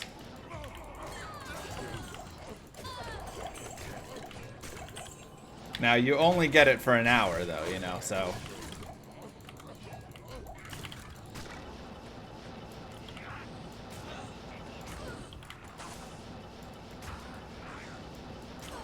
And it may even be more efficient to have that one person, like, run around the Chaos Sanctuary, kill everything in the Chaos Sanctuary, or not Chaos Sanctuary, Worldstone Keep, kill everything in Worldstone Keep, while everybody else does waves like 1, 2, 3, and then you join for 4 and 5.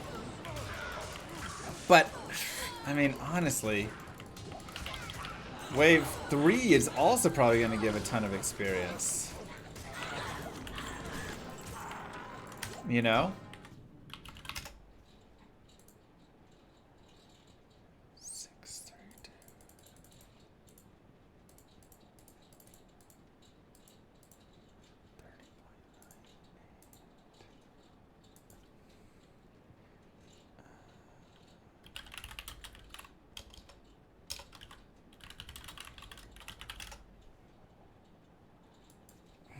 Bartook the Bloody. See how much experience he gives.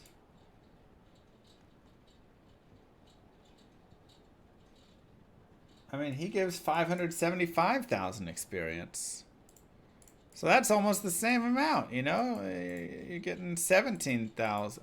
Or not 17 million. Whatever.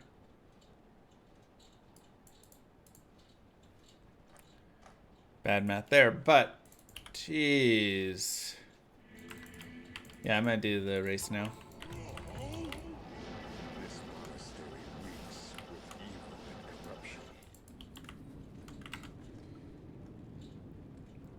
Are you asking Llama RPG combat? Llama RPG combat will be 3 actions, one of which has to be a spell.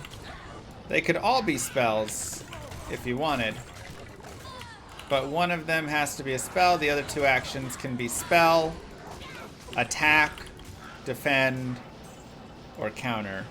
But of course you're choosing what kind of attack or what kind of counter.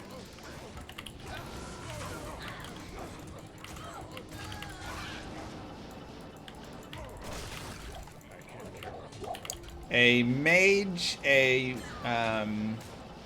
ranger, and a barbarian, or whatever the melee class is, warrior, are all going to be the same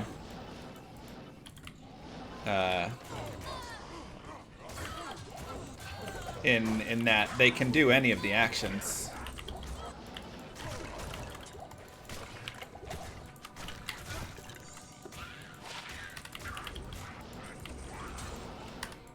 But, hey, Team Kalsa. Yeah, it's just, the only, you know, it's just if you want to use multiple spells in a single round, you can. But a mage could go melee attack,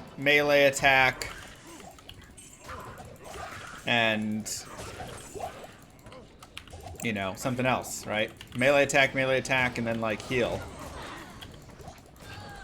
A warrior could go fireball, you know, like 3 spells if they want, right? Shout and heal or something.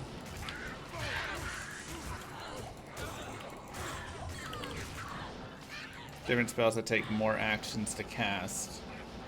Could be interesting. Part 1 and part 2 of some sort of spell.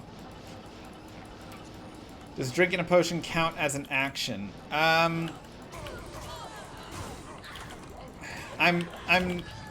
undetermined in how I want potions to interact within battles, and if I want them to be a thing. In PvP, I think no potion in battles exists.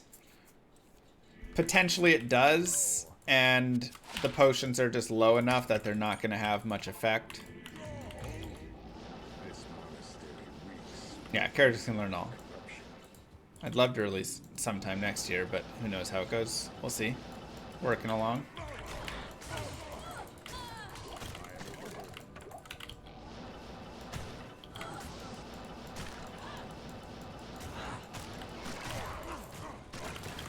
Maybe like scrolls. Not for learning skills, but like, you know, like a scroll of healing.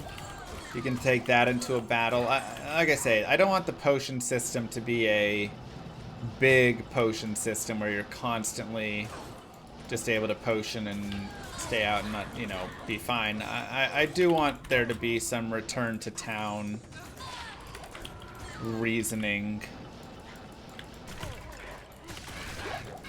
And so maybe it's just the number of potions you can carry is low.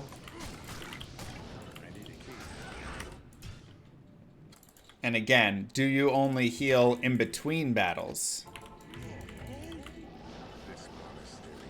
WoW potion system, 1 per combat. Wait, what? 1 per combat.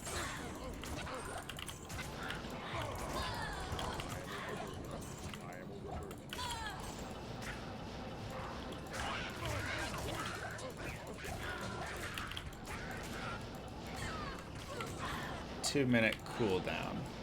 Okay, gotcha.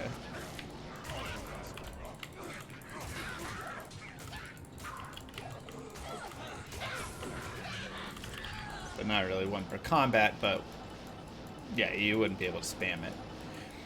Yeah, I definitely want it to be a non-spammable thing, or like I say, a potential thing in that, okay, you could use it, but will it actually, you know, help or not, or whatever, right?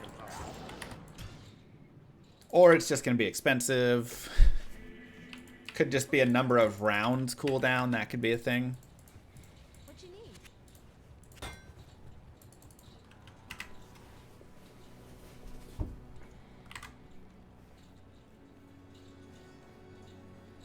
quick gear swap options. Well, you're constantly going to be swapping around your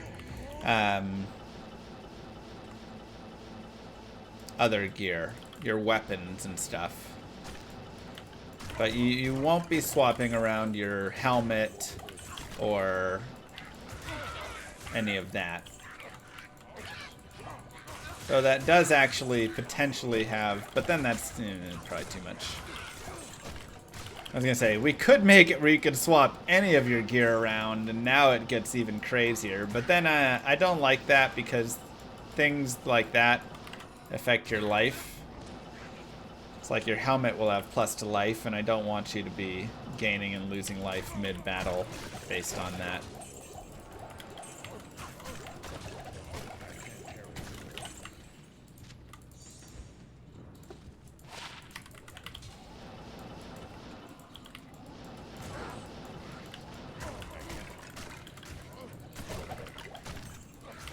And WoW, the only thing you can swap in battle is your weapon and shield. Yep, that's how my game's also going to be. Not even trying to copy WoW from it, just how it naturally plays out.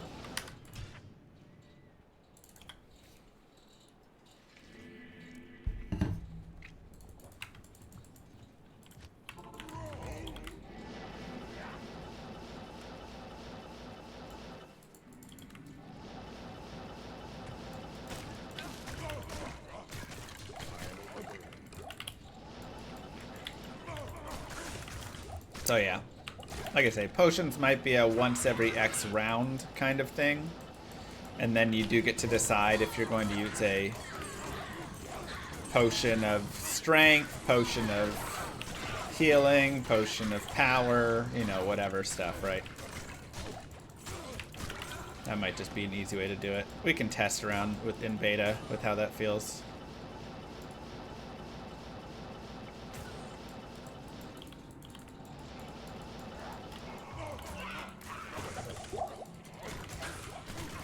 Potion of flower.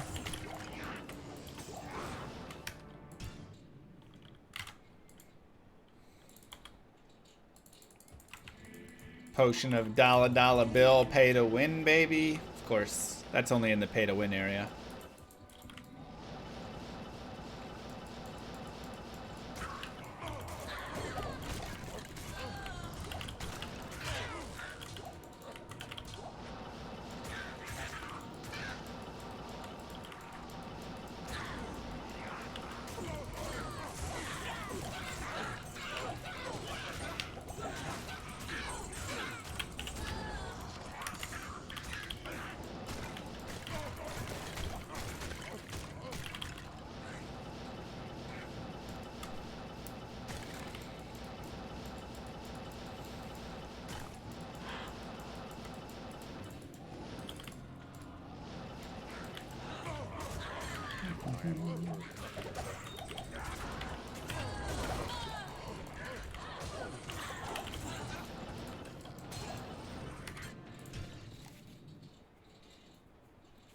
Chilling in the city in Act 1. It's just wherever you go to. 11-13-5, Annie. Trash it. Did I ever try Lost Ark? Yeah, I thought it had some... Honestly, I dislike it for what it's trying to do to these kinds of PC games. And how it, you know, shoves pay to win in there in its own unique style. I thought the game was okay. I found myself enjoying... I probably played 12 hours of it. I found it was enjoyable for like a little bit of a dumb brain chill, you know, when I just didn't feel like thinking at all but wanted to kind of run around. I felt like it was not bad. I didn't like that I started the game and immediately had amazing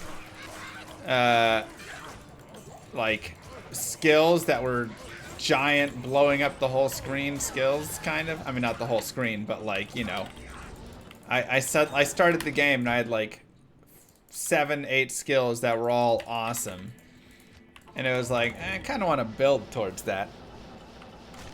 Not bad, Axe. And then I thought the like lock and the pay to win that they put in at level, 1370 or whatever the heck was really dumb and just scummy. And just the classic style. But like pit running doesn't feel like mindless. I mean, it's definitely like of the Diablo things I do, one of the more mindless Diablo things I do, but it still has a lot more engagement than how I would run around in, like Lost Ark. Like a lot of the time is just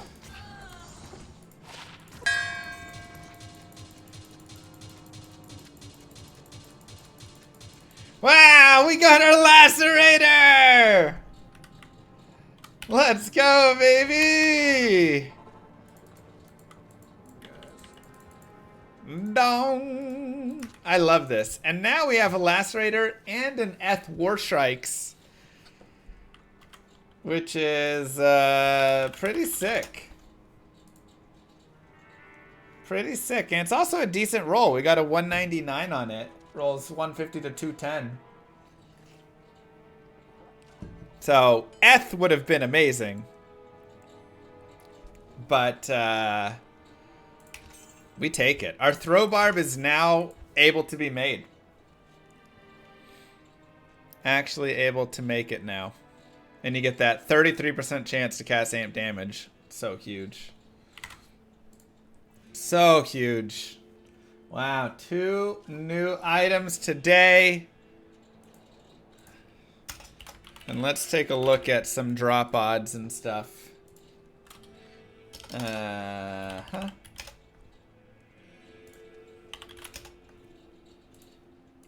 Boom. Okay, 670 MF. Players 1. Unique monster in hell. Unique item. Lacerator. Not bad. 1 in 16,000. So not quite as rare as some of those, super GGs, as I kind of call them there. But still rare, right? If we take a look, Lacerator is a TC 81, Q level 76. Not bad. Not bad at all.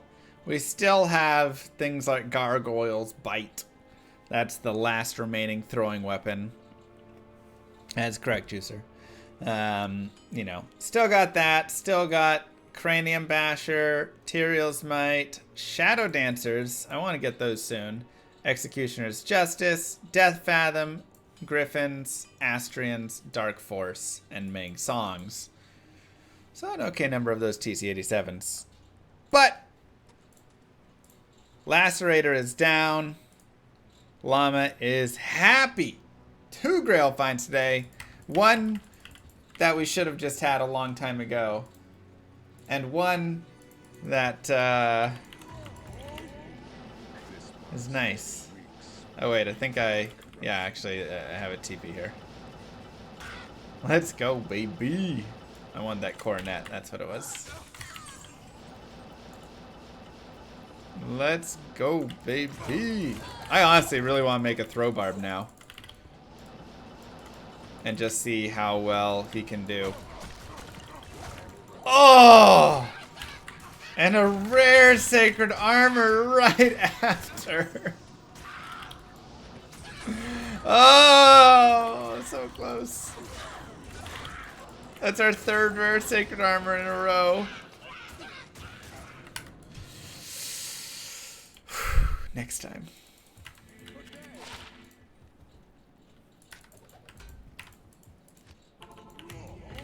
Timer. Only 1 hour 11 minutes between those two. 1 hour 9 minutes. Not bad at all. Congrats to the predictors who got that right. Now this next prediction might have to be shorter, which is kind of tough.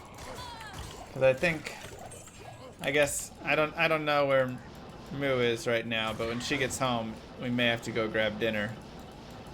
So it may be a no prediction time, yeah. We'll just keep looking, but not predicting.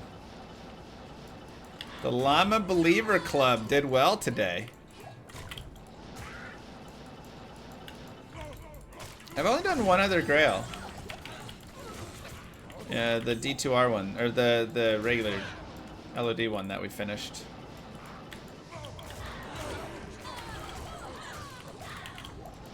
A dong before Moo gets home? I mean, we've already got 2 today, but I'd be okay with just one more quick one. Gross defense on that.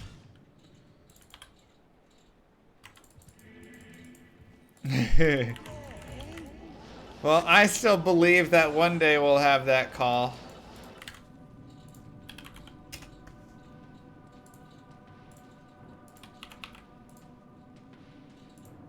Missed the drop because of an ad since Prime doesn't auto-renew. Curse you, Bezos. Dang it, Bezos! That's why you gotta make sure to always auto-renew, so you don't miss a drop in the future.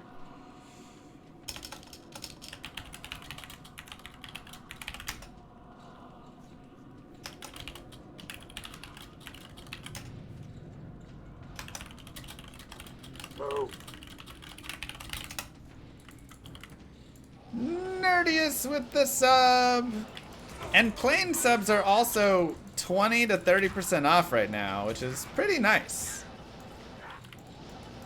Pretty nice. For September, so that's only for like another couple of weeks here.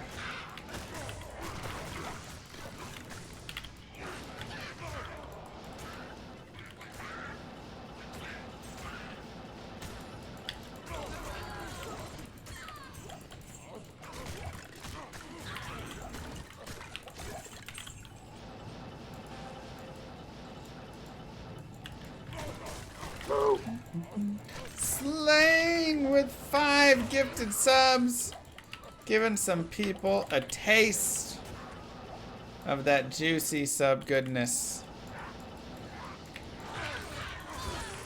Hey, Evo, I sent you a Discord if you wanna, you know, chat. Just Discord sometime. Chat, Discord.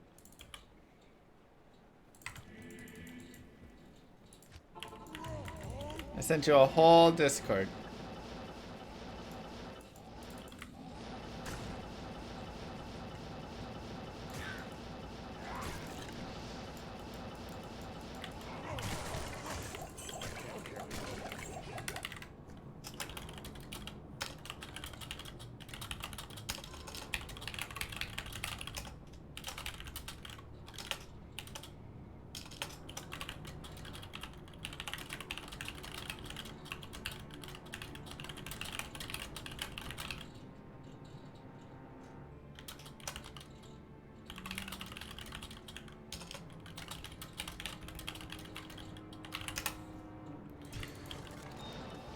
Wisp in 5 minutes? I would love a Wisp. Honestly, Wisp would be one of my favorite finds. Just because it can be such a pain.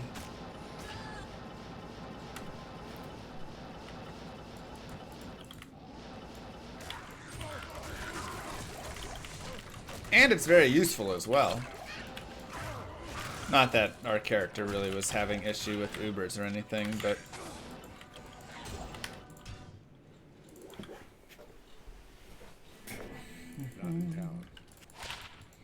Blinded by the light.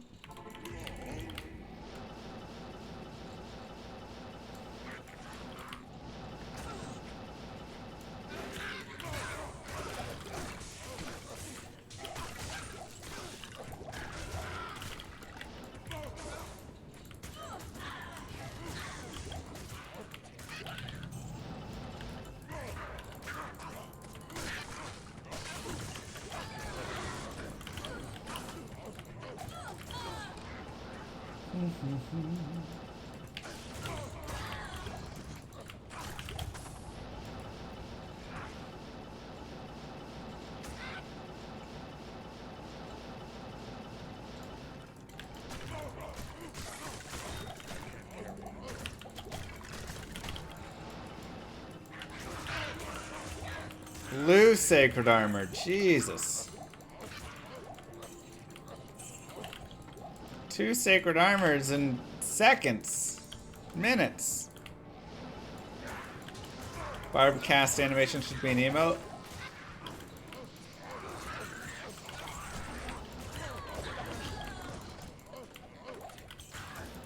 That's it, I'm pretty sure. Nice, Chen. Let's get it. Okay. Hold on.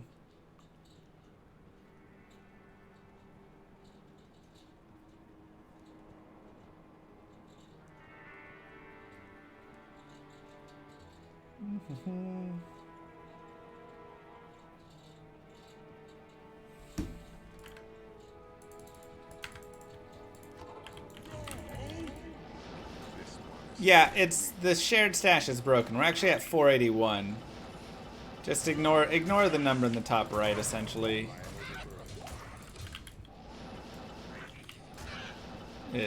The shared stash, it doesn't get read at the moment because they changed it, so they're gonna fix it.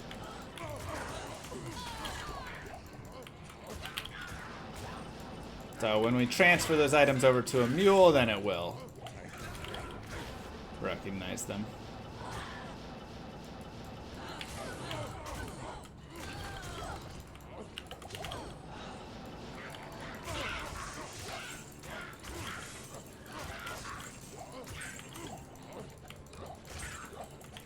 Yeah, I'm definitely ready for throw barb. But that means I need to level up another barbarian.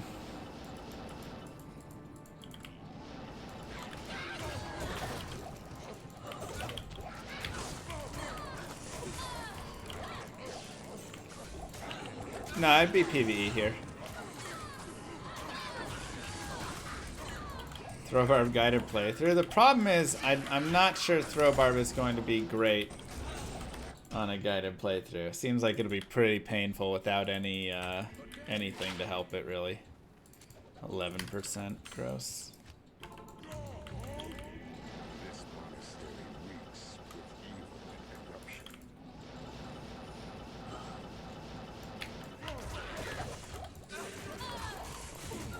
We could level as a leap attack barb, but then that's not really a throw barb guided playthrough. That's a leap attack guided playthrough, right? Like.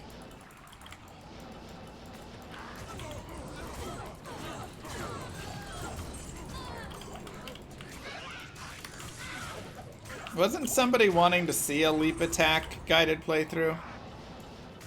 Was that you, Rag? Just trying to get that?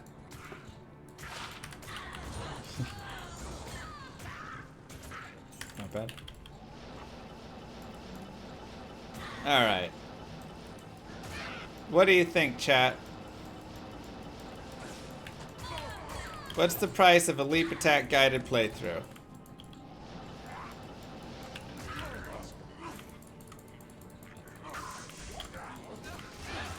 Shark tooth. Wow, again. Just found it last time. Yeah, I knew you guys would give great advice.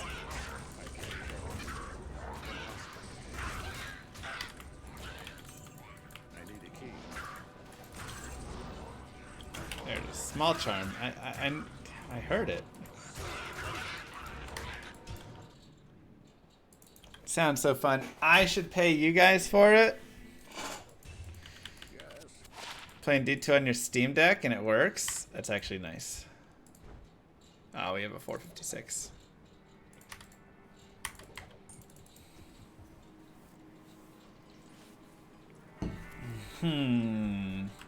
Marshall. I'd say Marshall and Leap Barb are both at 300.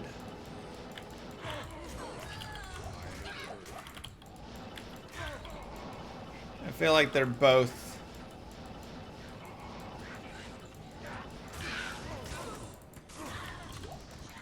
kind of long.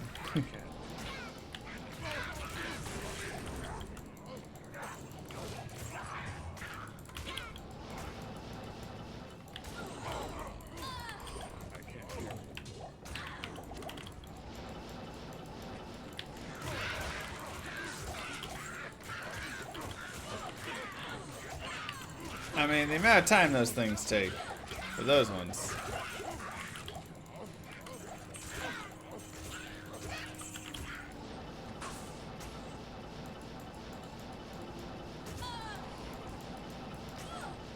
Why do I do these on single player? The guided playthroughs or this?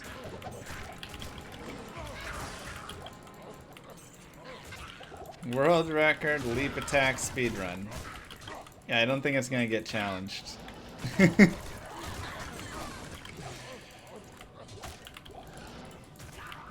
It's gonna be very much a nightmare farming build, I imagine, because I don't think it's gonna do very well through hell. So I imagine we're gonna go Nightmare Eldritch, Nightmare Pindle potentially. Bounce around in there. And then when we hit like 58, move forward. Don't you dare talk about unions.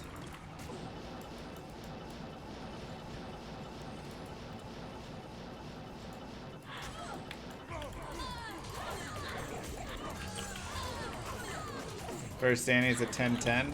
Ouch. Lacerator was a really nice find today. Honestly, we haven't found like cool things today at all. Like, we don't have any other items found.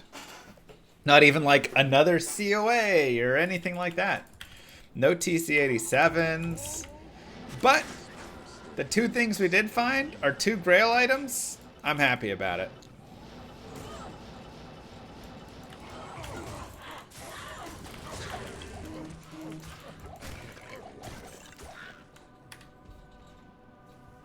There you go, Evo.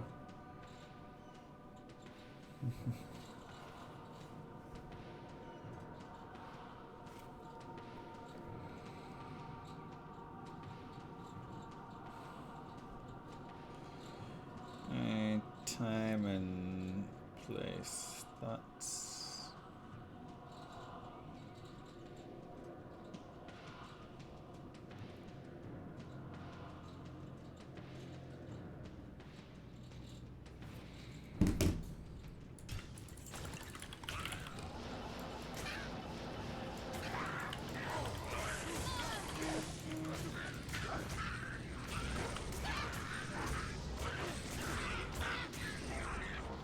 Moo Girl just went shopping. She said, "You wouldn't believe how many things were on sale. I just saved us so much money."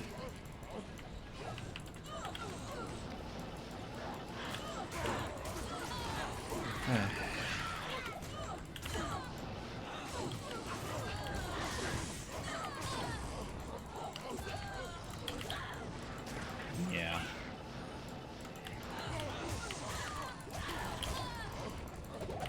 We've learned to just say thank you. Seems to be the appropriate response.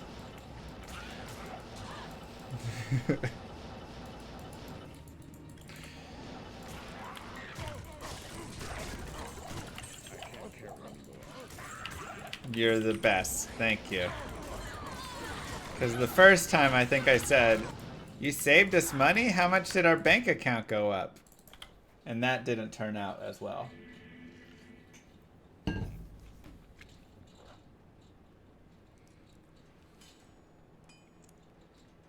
Her biggest expense is me? Shh.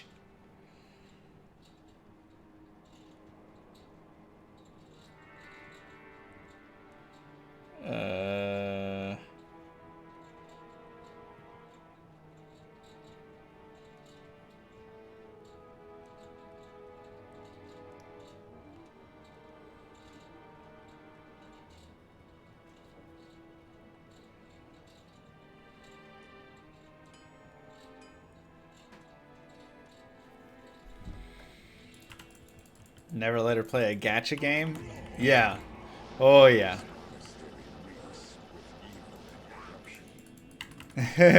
Brood.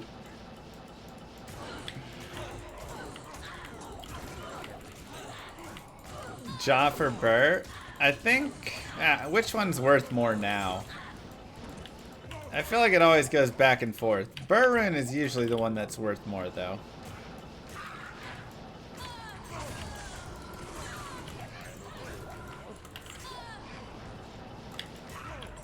But sometimes it shifts around. Jaw's worth more? No, okay. Jaw's worth more. 97 life. Thank you!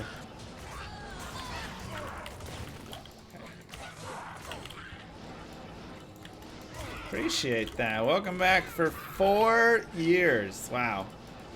I don't even remember 4 years ago. That's craziness.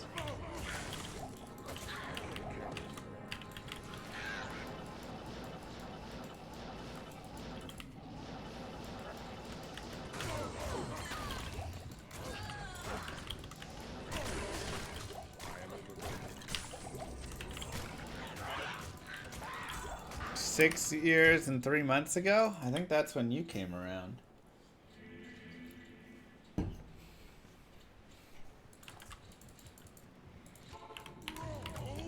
Dang, SDSS, I'm jealous.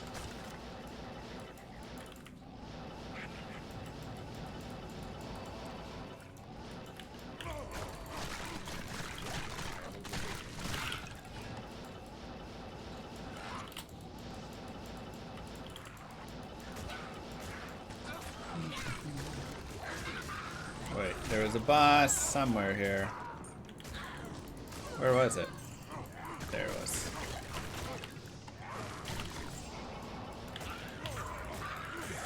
Nobody knows. Time is just an illusion.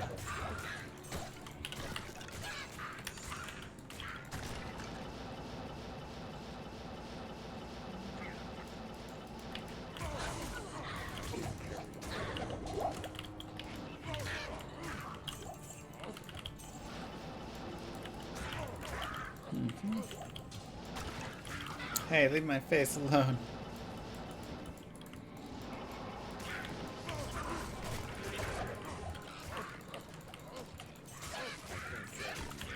Seems like you'll have to add a bit to the burr to get jaw.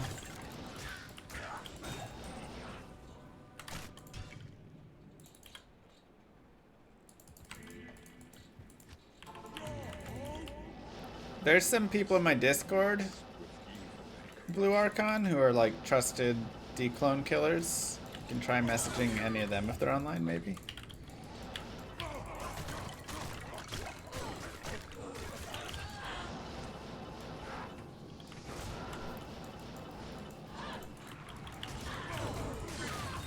Exclamation mark Discord.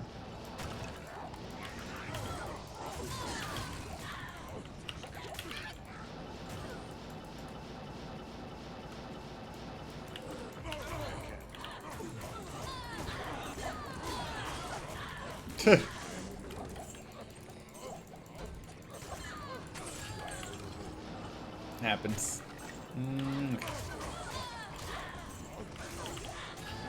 First single player torch, you get a druid.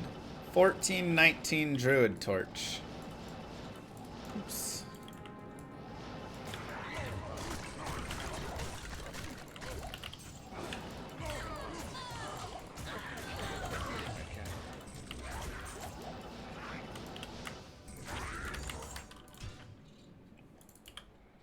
$11.14 Amazon. That's a tough one to swallow.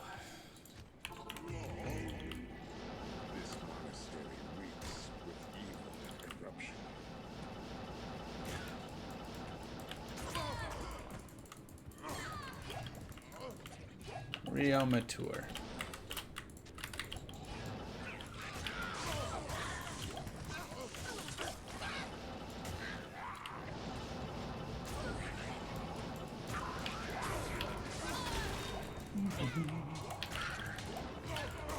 Kind of a unique ring, but SOJ on single player.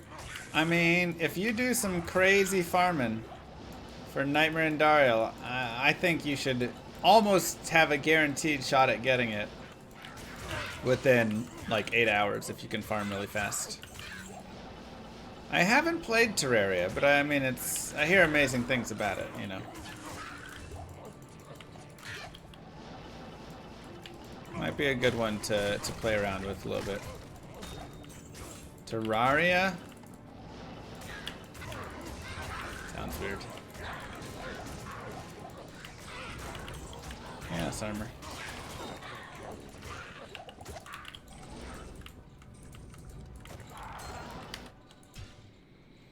Three and a half hours today for SOJ? Yeah.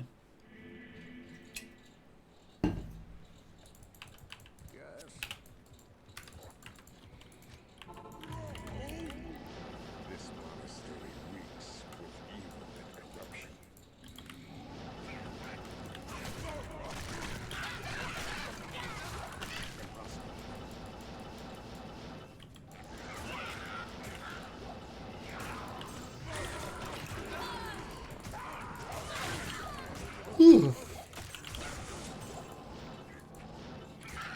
Speed Barbarian, good for PvP? Not really. You just don't quite do enough damage. I mean, I'm sure if you equip some griefs on it and changed a couple things, you could maybe be an okay PvPer, you know. Run around to catch people and whirlwind on them and stuff. Skinny jeans, thank you.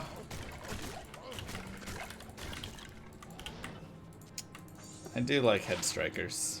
I wish it was ethereal.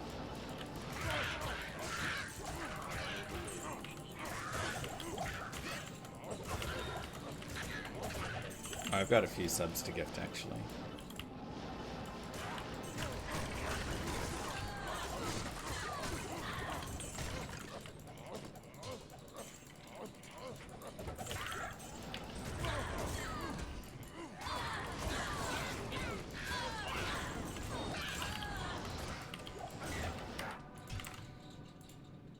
Might as well do one here.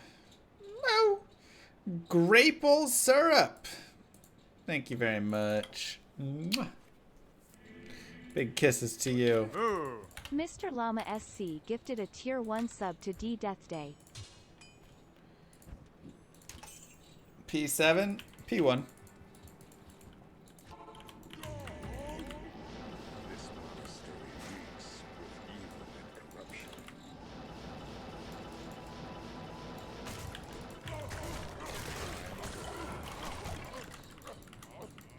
I can't carry it. Just P1.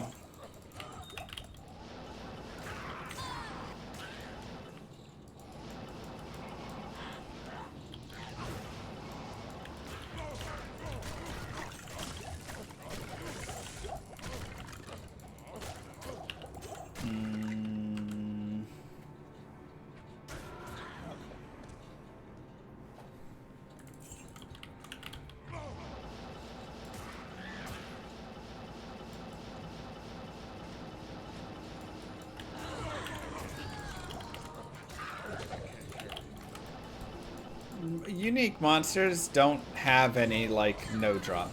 They're always going to drop 4 potions and 1 item. Champions are always going to drop 2 potions and 1 item. So there's nothing to... P7 doesn't change that. So all that it's adjusting is it's adjusting for minions and regular monsters. And we're just not killing a lot of those. You know, that's why we kind of just go straight for the main. Now, if I were to be playing, like, my, you know, Poison Necro, and especially if I wanted to farm, like, runes a little more and stuff, I could go after, you know, a P7, and then I would line it with, you know, something where I kill everything, right? Did I not end the prediction? It should be ended.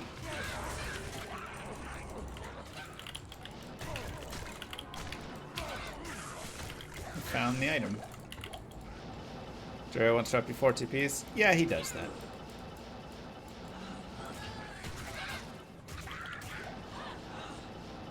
Kind of his thing.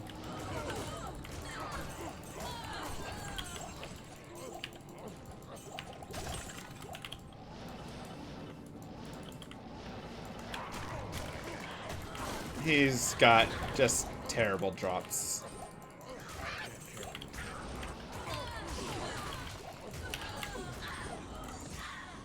Very sad.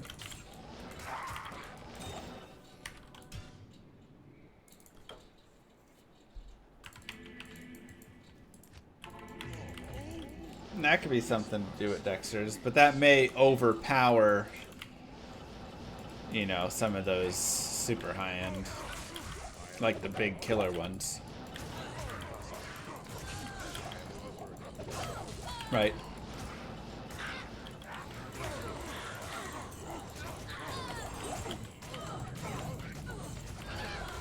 Let me change my battery.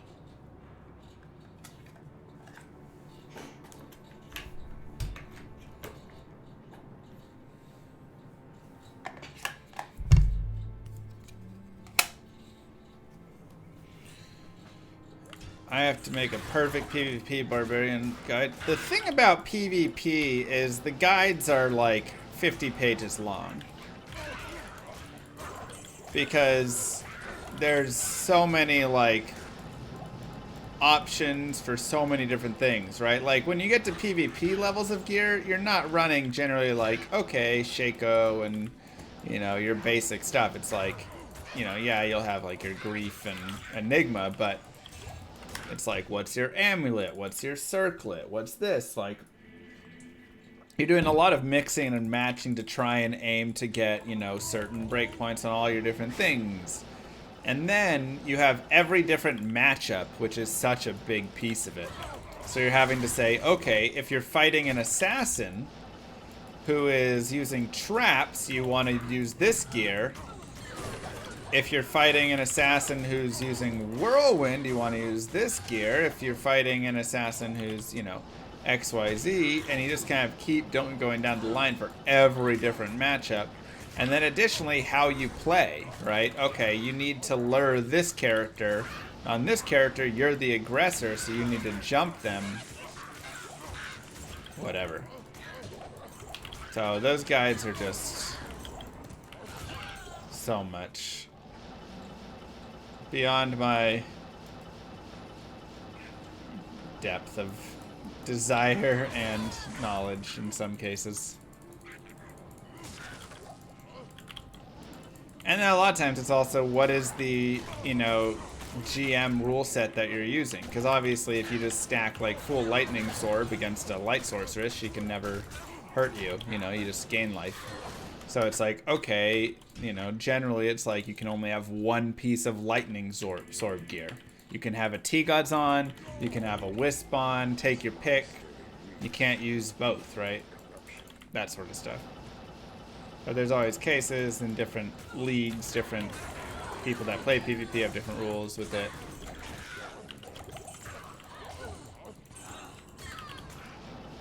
Again, too much stuff to build all that out.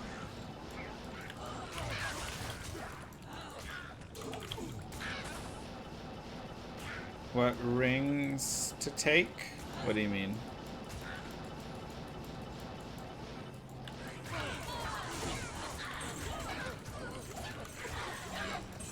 To do take. Oh, I'm using a let's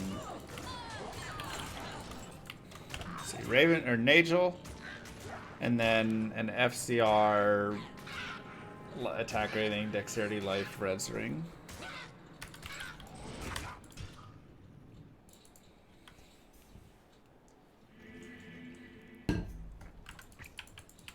I found a pretty good other ring that I was considering, but I need the FCR still right now.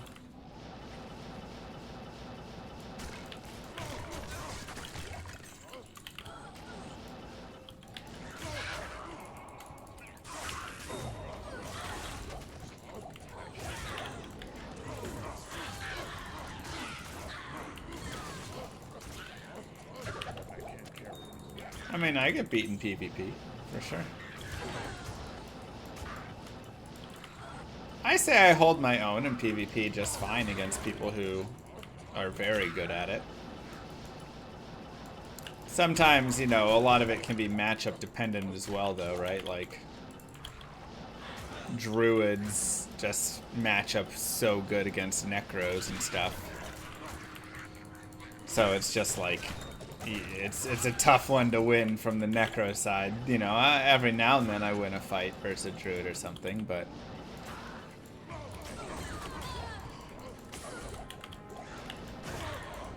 not often. Or like a ES source, no chance. Like,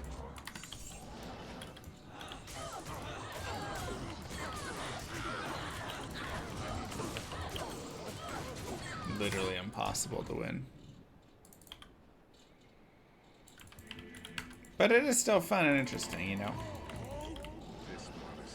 It is something where it's kind of like, you know, part of you wishes that we had a little bit more control over like the PvP balance of stuff,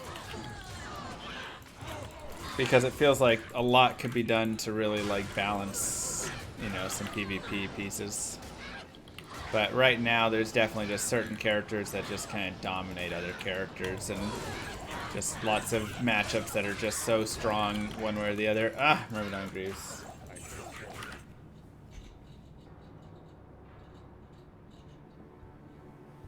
Hold on.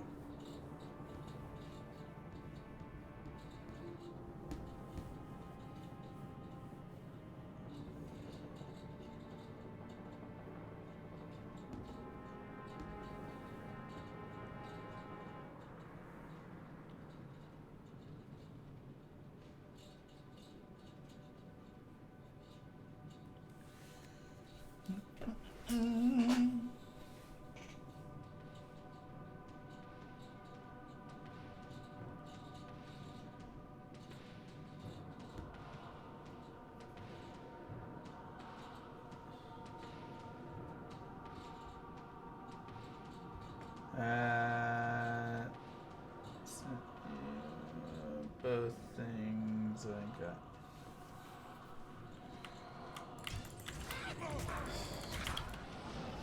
I mean, it honestly is like the PvP in this game is honestly pretty good, considering like how, I don't know, it feels like a lot of PvP is in a lot of games. Last 12 months was fun. What's next? See you in hell, thank you. But yeah, just could use a little bit of work. But yeah, it would just take a lot.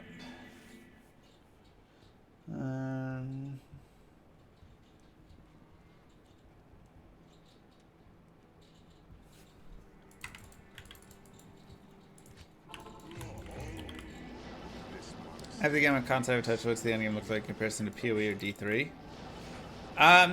So Diablo 2 kind of goes to the era of it's a different different style. The end game is more this, right? You're running around doing areas, farming these like kind of niche areas here, or following the terror zones now in the future. And just farming up like slightly better gear. You can do PvP, you can level your character, kind of whatever stuff you want to go after. So, you know, Path of Exile is like, here's your maps, and you go to that and do that. D3 is like, here's your rifts, and you just go do that. This is more about like playing the game through, and then the experience of kind of going around the areas of it. So it's a little different experience compared to that style. Personally, I like it more because I hated leveling, and it's like worthless. Like the story and the leveling in Path of Exile and D3 were like, eh. You know, it's like, it's just get me max level to the end game, essentially, in D3. And then in PoE, it's just get me to the end game, and then you just do your mapping. So D2 is less of like having that end game itself, but very fun. The journey is very fun. I play the game every way, so I don't know what you mean by the way I play the game is awful. I'm always playing this game in a variety of ways.